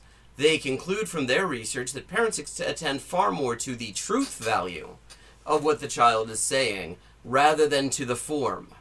So, i.e., they're going for meaning. For example, Brown, Kasdan, and Belugi, 73, report that a sentence such as, "Her curl my hair," was approved because the mother was in fact curling Eve's hair. On the other hand, Walt Disney Comes On Tuesday was corrected despite its syntactic correctness, since Walt Disney actually came on television on Wednesday. So, okay. Of course error correction helps you learn a language. Why would we go to school at all if we didn't need some form of error correction? I mean, the mistake he's making here is he's assuming that language acquisition is the same as any other kind of learning, and linguists have been pointing out for a very long time with a huge body of research that it's not. Now, I know some people are going to say, well, that's because there's a kind of linguistic imperialism that's happening where we've set a standard for one language and now we want to pull everyone up to that, even though, there's many different... I don't know where he gets this. That is not the response. The response is, these are different things. It is learning maths, learning trigonometry, learning metalworking or whatever is not the same thing as acquiring a language. It's just a completely different thing. Ways to use a language. And I understand that perspective completely. However, that still does not negate the fact that error correction is highly important to improving your language. I mean, it doesn't negate the fact because there's no evidence that it is in fact a fact. There is literally no evidence that really that supports the idea that... That's literally what Anki does. It's a tool used... And this is why you shouldn't waste your money on it. For error correction. Now, teachers are literally there as a form of error correction, and when... Actually, he has a very interesting section in this chapter on the role of teachers, and how teachers could, given what we know about the primacy of comprehensible input, actually aid in the process rather than often getting in the way of it.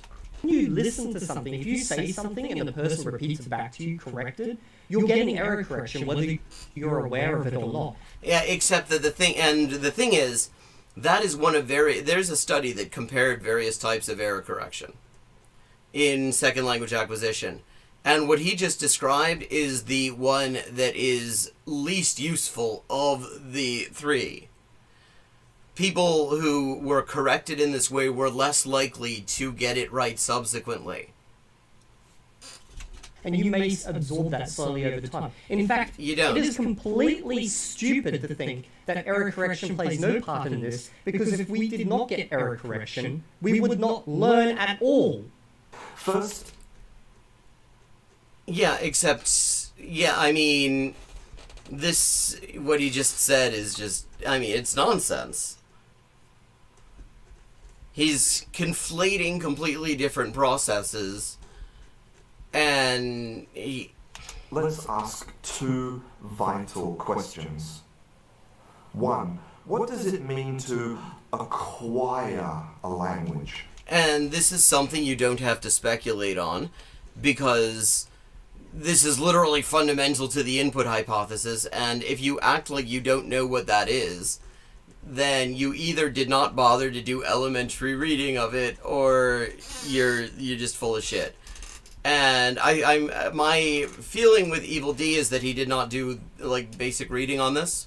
My feeling with Kanguro is that he is completely full of shit. And two, what do you want? Okay, I'm going to summarize You can find, this is like one of the very first things in the chapter that we're looking at here in this book. Acquiring a language is a subconscious process by which you begin to understand the language without a whole lot of conscious effort. You acquire rules, and when you acquire them, certain things will feel right or wrong. You won't necessarily have a robust apparatus to explain them. It's like I gave the example yesterday of there is a rule in English about ordering adjectives, the order in which different kinds of adjectives come. It is a rule that basically all English speakers follow, and that basically no English speakers are aware of. Nobody ever corrected anyone on this because nobody makes the mistake in the first place. It is just something that we all acquire. That is like acquiring a language is distinguished from learning a language because it is an unconscious process that actually results in you understanding the language and being able to use it. Whereas learning a language is a conscious process and allows you to talk about the language. I have one beef with the term acquire a language because what does it mean? You just That's not a beef with the term, that's a beef with your preparation to talk about it, though. get a language? To me, what they mean by acquire a language means that you've gotten so good at it that it's become instinctive. I mean, that's not actually, he's kind of stumbled onto not a bad description of the result. I mean, when you talk about acquiring a language within the context of second language acquisition theory, you're talking about both a process and a result.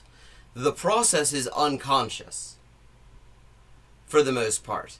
The result is actually, the result is what he's describing, an instinctive knowledge of how the language works that allows you to produce the language and understand it from other people. I mean, in the end, he got part of it. But the part about it being an unconscious, subconscious process is also important. So you can acquire something by repetition. Actually, no, not really. I mean, in the way we're using language acquisition, there's no real evidence that repetition in itself is useful. Repetition of the right kinds of things can be useful. I mean, I can use an example from my own experience of language acquisition, which is watching the X-Files in Japanese over and over and over and over again, which I did during the 90s for quite a while. I had these VHS tapes that my host family kept sending me as gifts, and I would watch the shit out of those until I got to the point where I actually understood every single word and structure that was coming out there. And even then, and as I did that, I became able, as those things became decipherable to me, I became able to use the structures that I was hearing, which included a lot of novel structure and stuff like that. I had already been, learning Japanese in various ways for 8 years before I even went there, and I had a sort of pretty good passive knowledge going in. A lot of conscious knowledge of how it worked, but that provided input that I watched all over and over and over again until I really was absorbing it. But, repeating things that are useless over and over again does not make them useful. Do it all the time. For example, if we go back to programming, we can literally acquire programming by repeating it over and over and over until the point where it's just instinctive. We just type out the things. We don't have to think about the syntax and the rules and Yeah, and the thing is, programming languages and human languages are not the same thing. I mean, that is a completely different usage of the concept of acquire. That is not, learning programming languages is not language acquisition. Language acquisition refers very specifically to human language. stuff like that. And it's the same with pretty much any skill set. This is another misconception. In fact, if you actually, you don't even have to read Krashen, you just have to listen to more than 5 seconds of him. He explains that the idea that you can learn languages in a skills-based way. Okay, now we're going to do some grammar, now we're going to do some syntax, now we're going to memorize some case endings, is a misconception. That in fact, it is not a skills-based thing at all. It is a meaning-based thing. It is the skills, the structure, as we in the passage we just read, comes from the acquisition of the structure comes from the understanding of the meaning, and not the other way around. You aren't really acquiring it. You've basically reviewed it so many times that it's now become instinctive. That's not what instinctive means, though. That is a different thing. So I don't know why we need... Because the thing is, the things that he's talking about there, like in programming, for example, or any other skill, we're talking about systems with rules and processes. And if somebody gets something wrong, what the result of this process of learning, like, I don't know, object-oriented programming, or learning how to weld or something like that, is you can explain the whole process, and you can explain why it has to be that way. Neither of these things is part of language acquisition. People who have perfectly acquired a language often have no ability to explain why it has to be that way. Because it is just, these rules, these sets of rules, are subconscious. And linguists spend a long time noticing these rules that nobody talks about because nobody's aware of them. Native speakers don't know that they're there. They just, but they apply them consistently and correctly all the time.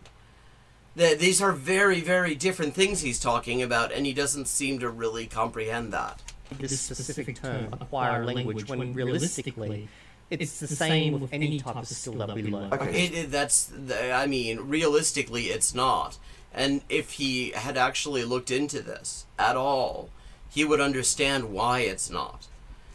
This is the sort of thing that people with a very superficial knowledge of how language works say, because they haven't stopped and thought about all of the things that we do, say in English, for example, that we never give any thought to, that nobody ever taught us, that nobody ever had to correct us on, and yet we do them. But if somebody who is not a native English speaker comes up to us and says, why the hell do you do it that way? Why do you need to do it that way? Unless we are linguists who have actually studied the particular structure that they're asking us about, we don't have a good answer. Because we never thought to ask the question. Because we never thought about doing it any other way. So first, what does it mean to acquire a language?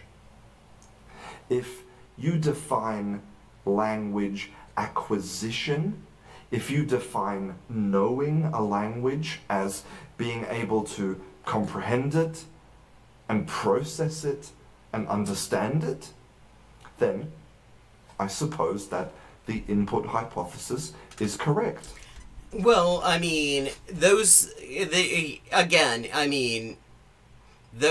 is not the definition of acquiring a language. All those things certainly would fit into the outcomes of successfully acquiring a language.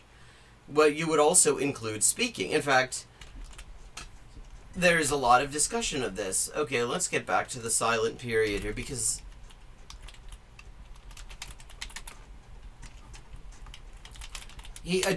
all this stuff is addressed. All of this stuff is addressed, and they're doing this argument from incredulity, acting as if there's no possible way somebody could answer these things, when in fact they've been answered. You can be satisfied with the answers, you can be unsatisfied with the answers, but acting like they have come up, like checkmate, Krashen. I've just asked a question you don't have any answer for, to my knowledge, because I have not exposed myself to your answers.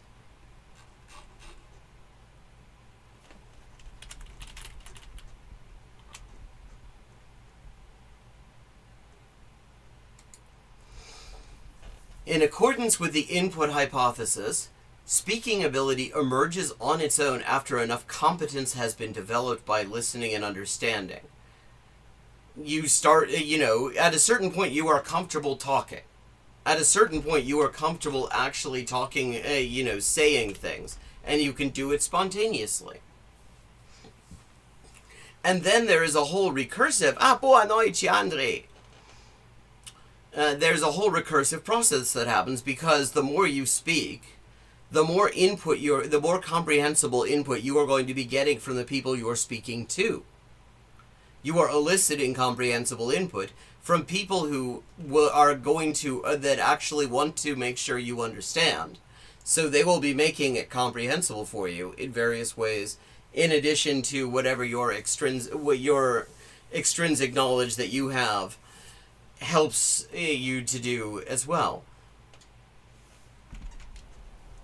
But that is hardly what most language learners want. It's not an accident that people call themselves English speakers or Japanese speakers. I think he's got a very good point here. I mean, it has a lot of superficial appeal if you don't know anything about this. And I'm at Evil D, if you're watching this, please read this stuff, and then come back to this. Because so many of the things that he's acting like they're like insoluble dilemmas that he's found, these quandaries he's come up with for the theory, he's totally confounded the theory. It's nonsense. It is absolute nonsense. It is just him either not understanding any of this stuff, or him hoping that other people are no more versed in it than he is. Because all of these things are addressed with evidence by the research that has been done. Like, I'm begging you, do some reading on it. So, for example, if you look at Esperanto and you watch my Esperanto films, you'll always see comments from people saying, wow, your fluency, you're so smooth, you're so fast, you sound so natural. And that's because I put an insane amount of hours into practicing my speaking. I literally non-stop practice speaking. And I would say that... Well, define practice speaking, though. Because if you're practicing speaking in the sense that you're talking to people in the language, then comprehensible input is coming right back at you the whole time.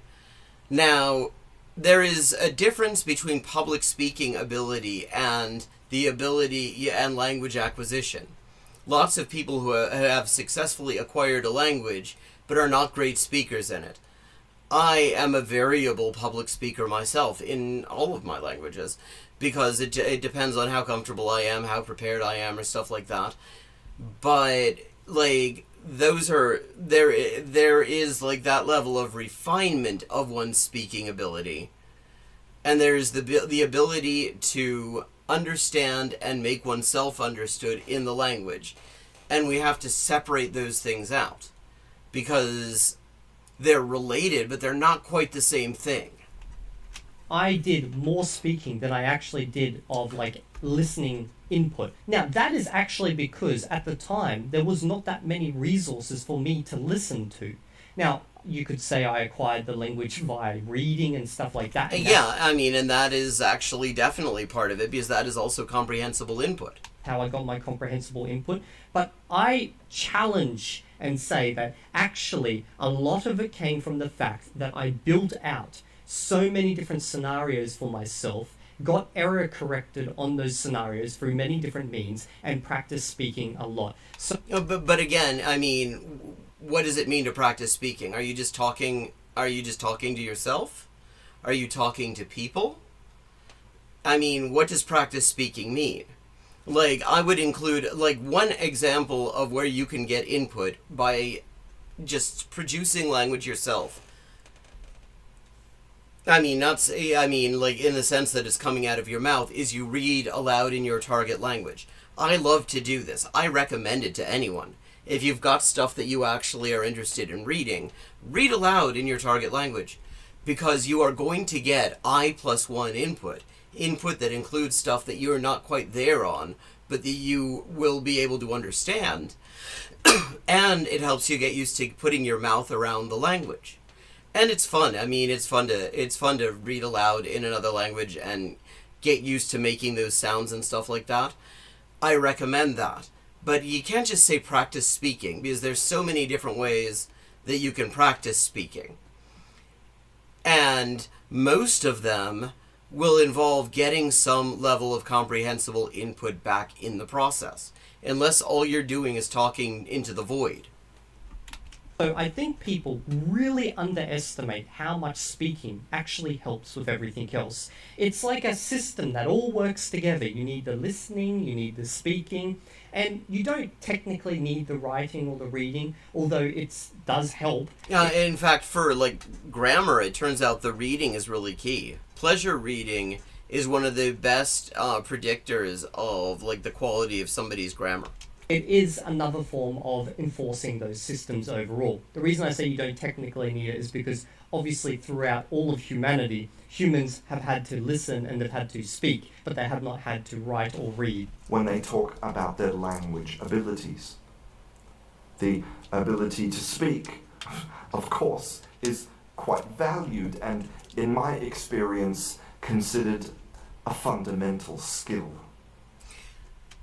I mean, the facial expressions he gives, he thinks that he has just come up with, he has just caught, Wittgenstein in a logical error or some shit. All he's done is, to anyone who knows anything about this, this is nonsense. This is the anti-vaxxer talk of, language acquisition. This is just Dunning-Kruger writ large, to be very charitable and assume that he really does not know what a hot mess of nonsense he is putting out there. I wonder how many learners would believe in a teacher that says, in my classroom, you will learn to acquire language, but not... You're not learning to acquire language. I mean, actually, learning to acquire language, first of all, produce it. He doesn't know what acquiring language is. First of all, learning to acquire language, important thing, actually. And that's one of the things I try to spend time on. Because fundamentally, a lot of this process happens in a subconsciously, unconsciously, if the right things are in place. And so learning to find the right things is a very valuable skill if you're trying to learn and if you're trying to acquire languages. But acquiring it, the outcome does eventually include speaking, actually. He is redefining the term arbitrarily in a way that makes no sense in order to make this completely pointless point. Let's do... Oh, wow. Just look at that smug grin there. He has just totally owned the scientists. a thought experiment. I mean, I think it would be great if people watch this experimented with thinking on their own, because if you do that, and then this guy is just you see right through this guy. So he's doing all the classic grifter moves. That's what gets me. It's like, for somebody who otherwise shows such an interest in like exposing grifters and stuff like that, not to see all these like classic, snake oil flim-flam artist moves that this guy is doing. Sit down. It's and wild. I watch a video on YouTube from a surgeon that shows me how to perform brain surgery. Okay, we all know where this is actually going. Yeah, and where it's going is a fundamental misunderstanding of the difference between learning skills and acquiring language. Nobody claims that you can learn surgery in the same way. That doesn't work that way. Surgery is a system of knowledge that is explicit knowledge. Surgery is very much a system of explicit knowledge. If you ask a surgeon why they're doing a thing a certain way, I mean, they might bite your head off because there's a certain amount of arrogance in the surgical profession. But I mean, if they're not, if they're, if they are not doing that and they don't feel they're being questioned by you asking that, then they will say, okay, well, the reason I'm using this stitch on the, to close the liver parenchyma, is that there are all these studies that say that this is more durable and it will dissolve and there's better healing and the revascularization process, etc., etc., etc. It is conscious knowledge. It is explicit knowledge. It isn't an instinct where you say where you don't know why you're doing a thing, but you're doing it. That is not the same thing as language. Most of the things that we do in language, we have no idea why we're doing them. We don't even realize we're doing them. We don't realize they are rules. It is so fundamentally different. The guy's not just going to sit there and watch forever. I totally comprehend the video and everything that the surgeon does. Have I? Actually, you wouldn't. Now, this is another... Well, I mean, if it's done well, you would. You do... part of fucking surgical training is you do watch this stuff. You watch it before they will ever let you... you watch it before they will ever let you near an actual living person. Thing that's missed by a pure input methodology is because you can watch something and believe you understand everything. Like, let's say you're watching a brain surgeon, as he's mentioning right now. You see how the guy uses the tools, you see where he does the cuts, you see how he opens up the things, but until you use your own hands, and until you perform those gestures yourself, you will never actually truly be able to do that. Yeah, this is... Again, this is just such avoidable error. Because realistically, when you look at the thing, or when you're listening to the thing, you're getting a very overall image of how it all fits together. But when you actually perform the action yourself, well, then you really have to go into it.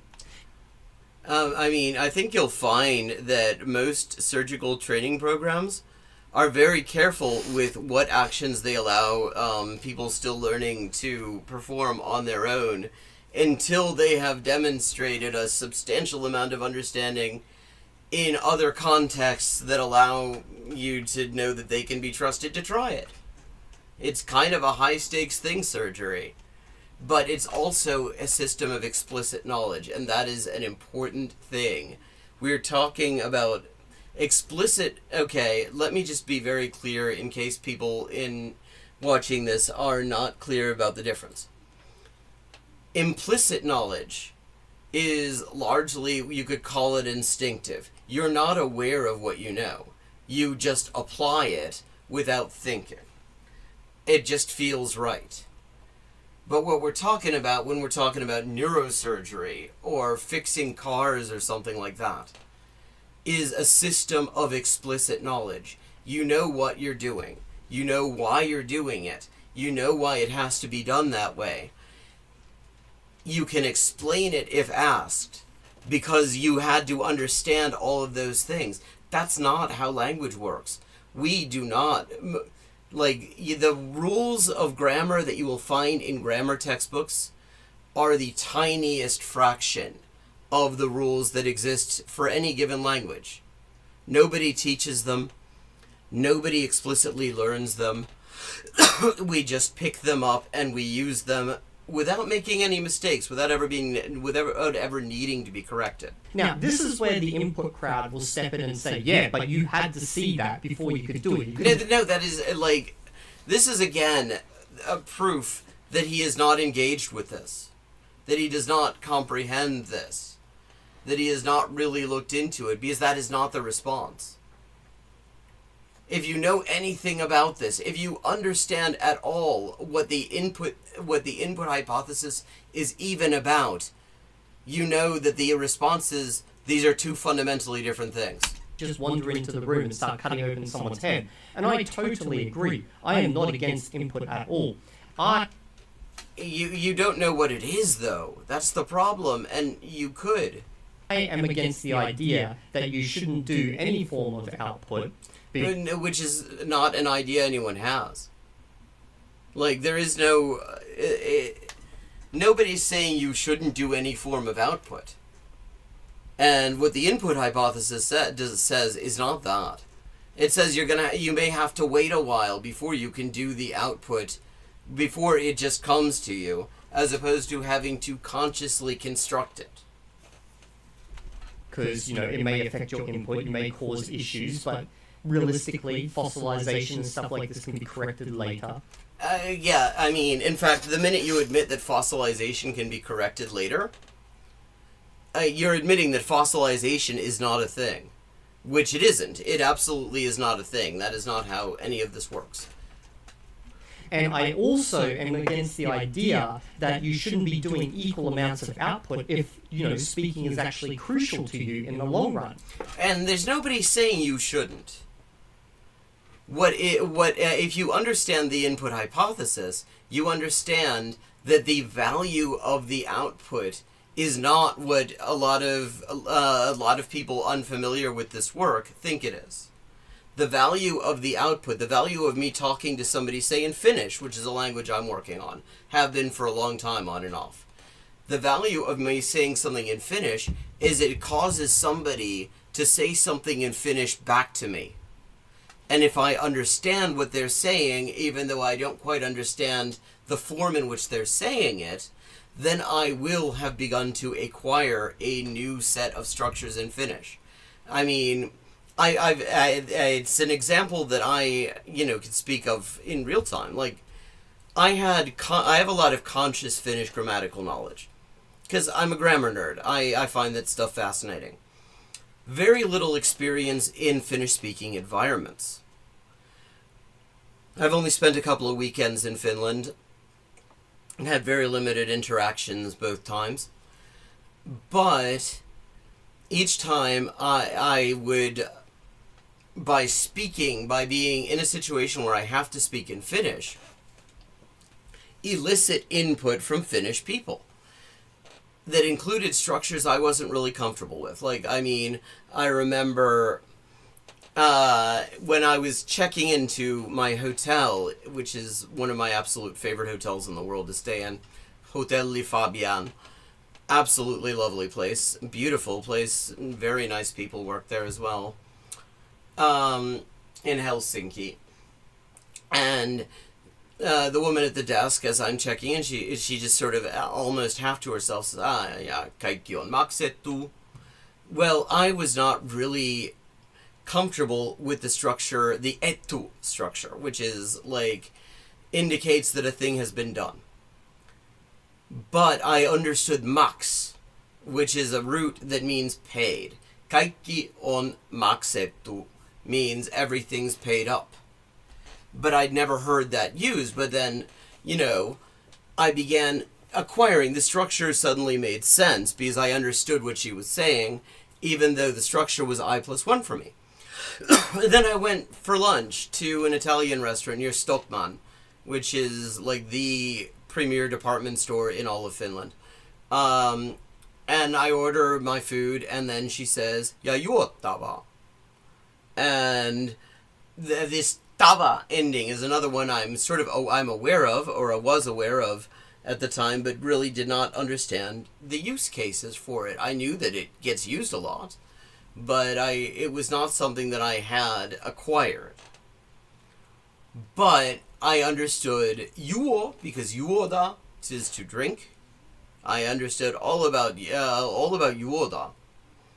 And in this context, I understood she had to be asking me what to drink because I'd just given her what to eat. And so I began to acquire the tava structure.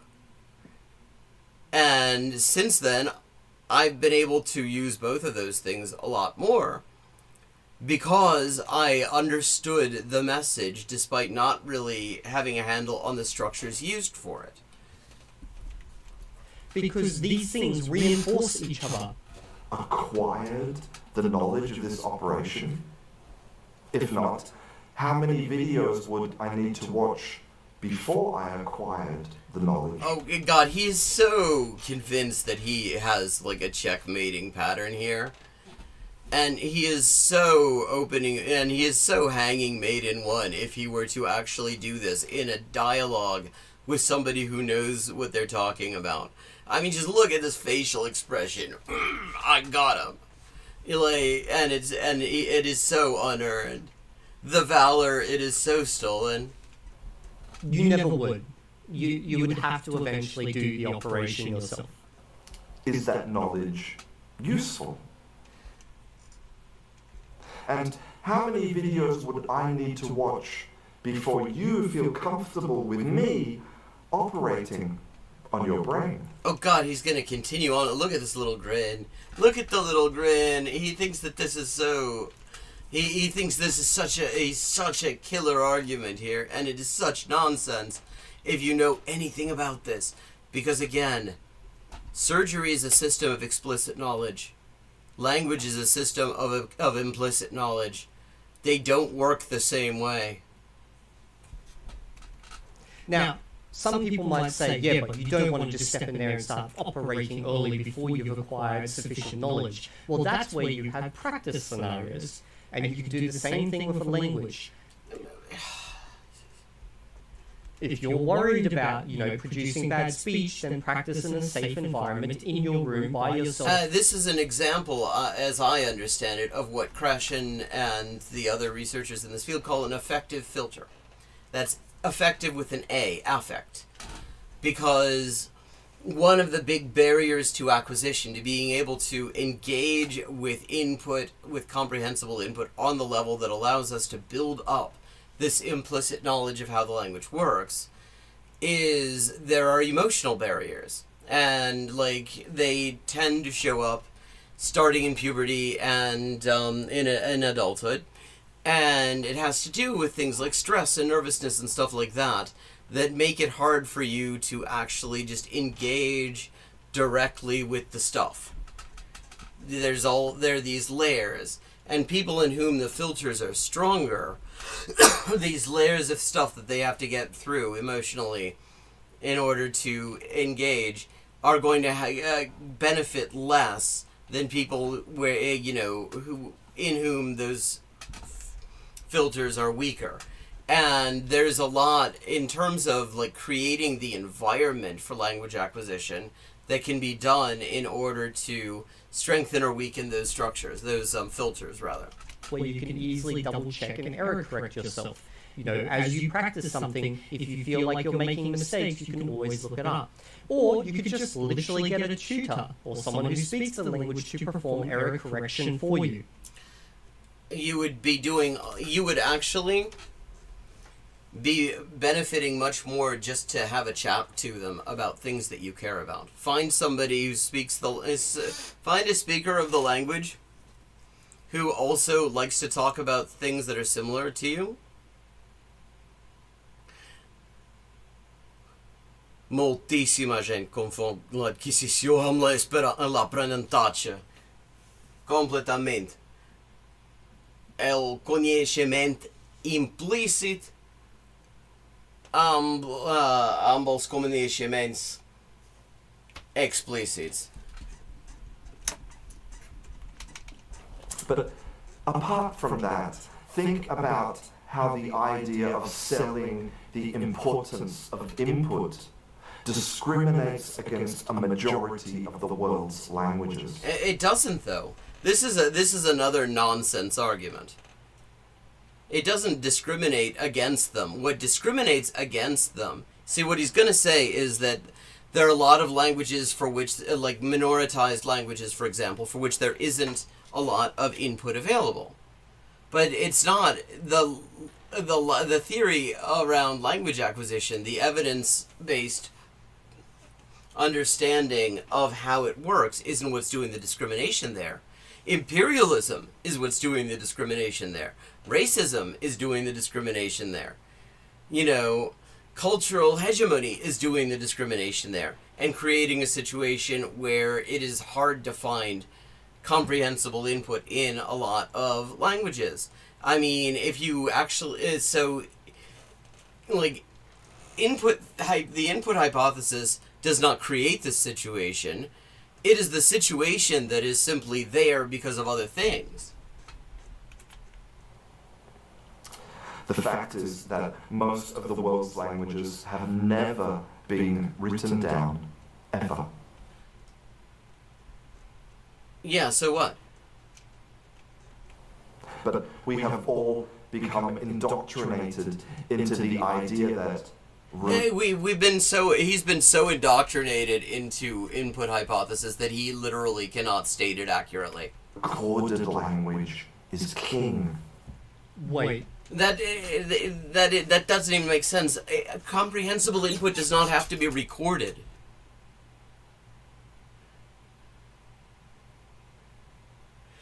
Actually, grammar books is one thing that those sorts of languages often have a lot of.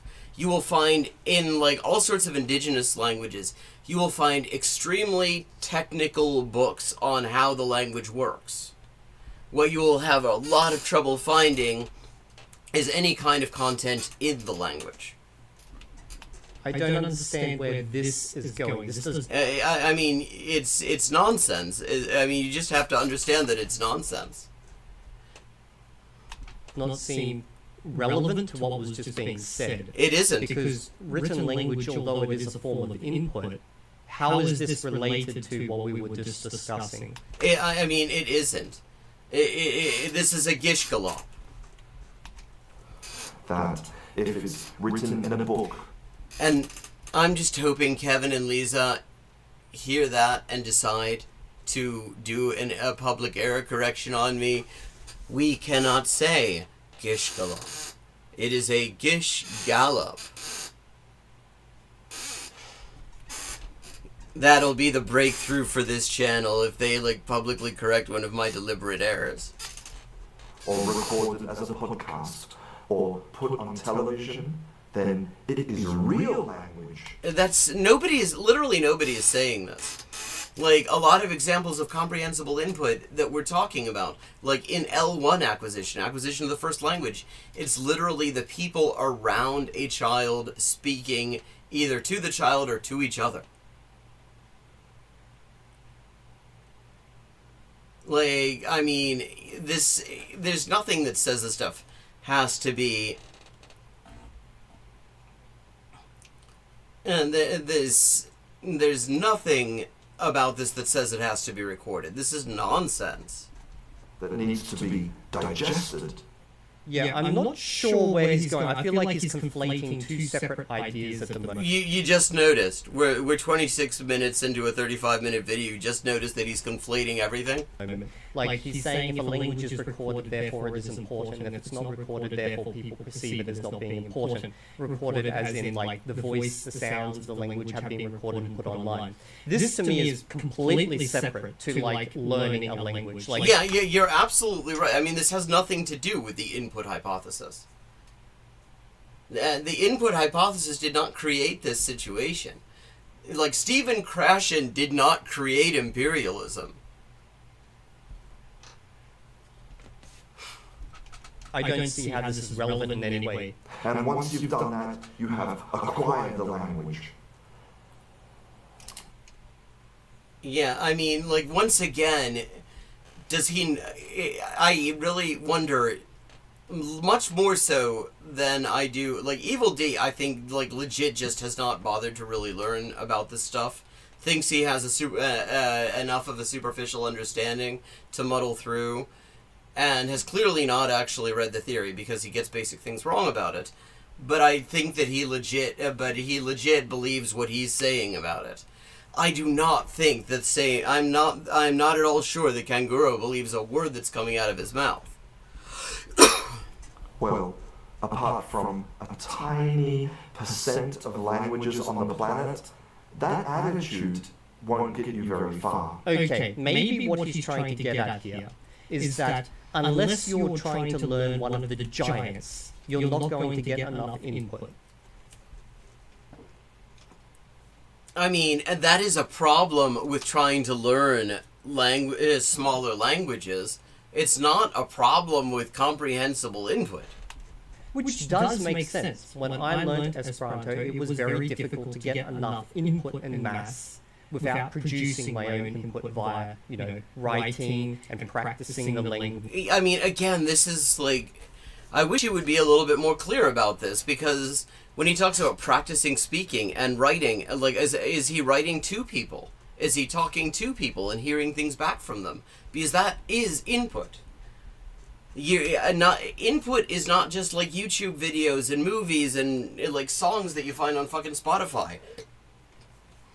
Input is like people talking to you as well.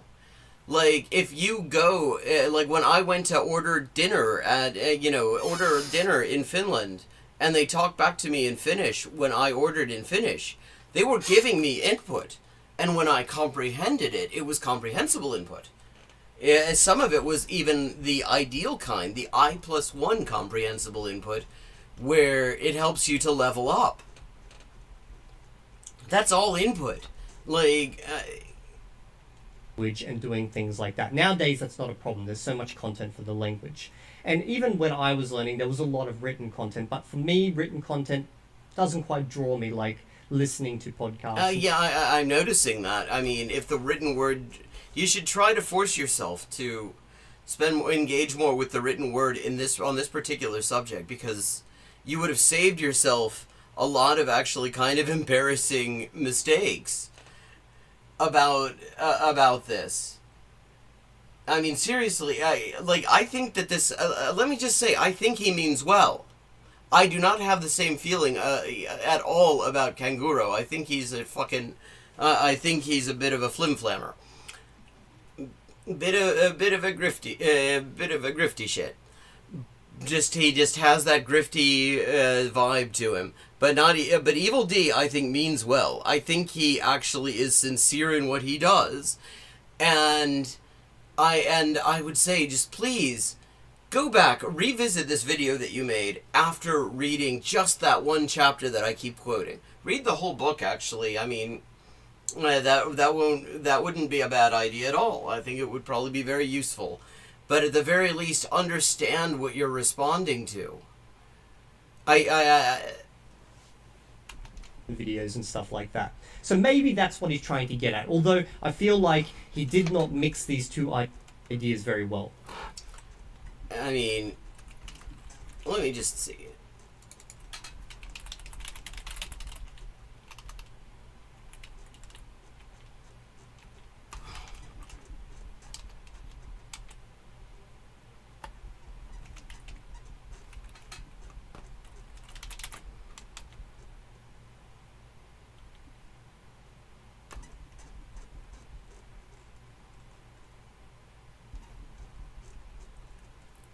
Okay, I was hoping that I would find a very clear definitional distinction in this book between implicit and explicit knowledge, because that is the distinction that both of them are failing to make. But it is an absolutely crucial distinction when we're talking about this. It is why acquiring languages is not the same thing as learning vascular surgery or like how to fix a carburetor or something. Apart from the fact that most languages produce hardly any output, so there is little or no input. Well, how, again, he's like defining these things arbitrarily. Like, if you go to places where where indigenous and minoritized languages are spoken, there's tons of input to be had. And to the extent that people understand that you're not actually completely proficient and are trying to be helpful in the way they use the language with you, it will even often be I+1 comprehensible input. That's also input. Like, to digest.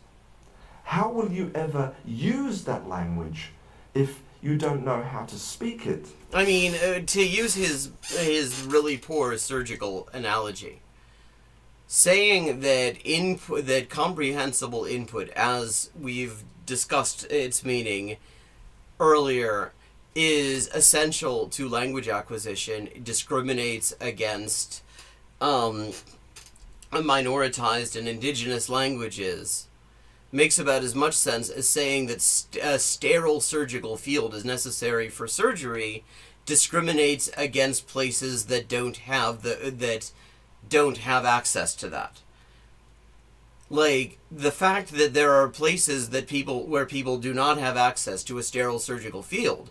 I mean, one might mention Gaza as a place where, like, surgeons are not able to operate in sterile conditions and haven't been for for like 18 months now. That the need for sterility in the surgical field is not the thing that is discriminating. What's discriminating is the conditions in which that surgery has to be performed. It's not the same thing. The fact that you say that this thing is needed in order for this thing to happen successfully is completely separate from from the reasons why in some places and in some contexts that may not be possible. Or write it. How do you think you will be accepted as a human being and a member of a community or a culture if you can't participate in the most fundamental of all human actions? Again, this comes down to your need. If you have no need to talk, no need to speak. I mean, and another thing that should be setting off his grifter alarm is how he creates this idea that there's some sort of danger, that you're missing out if you were to, like, use best practices approaches to language acquisition. Like, there's all sorts of grifty shit this guy is doing, and it should be kind of obvious. I mean, clearly, why would you bother wasting your time doing that? So I just like to stress that, because there will always be someone who will be like, yeah, but that's not what I want to do with the language. I understand. Everyone has a different need for the language. But in this scenario, moving forward, we're pretty much at the end of this video, but we will assume that you are a person who wants to speak the language. Yeah, and if you want to speak the language, I mean, one of the things that we know is that actually the ability to speak spontaneously in the language is very much input dependent. Because the acquisition of the structures and rules and all the other stuff that allows you to actually even begin to form utterances in the language is input dependent. But you have to actually understand what input is and how it works in order to understand any of that. And the trouble is that there has not been an effort to do that in this case. Okay, I just noticed the time. We've actually run over a little bit. Thank you to everyone who joined in. I hope you enjoyed this slightly different stream. I hope it was useful. And I will be back on Friday at 4:30 p.m. U.S. Eastern Time, and I hope to see you then. Meanwhile,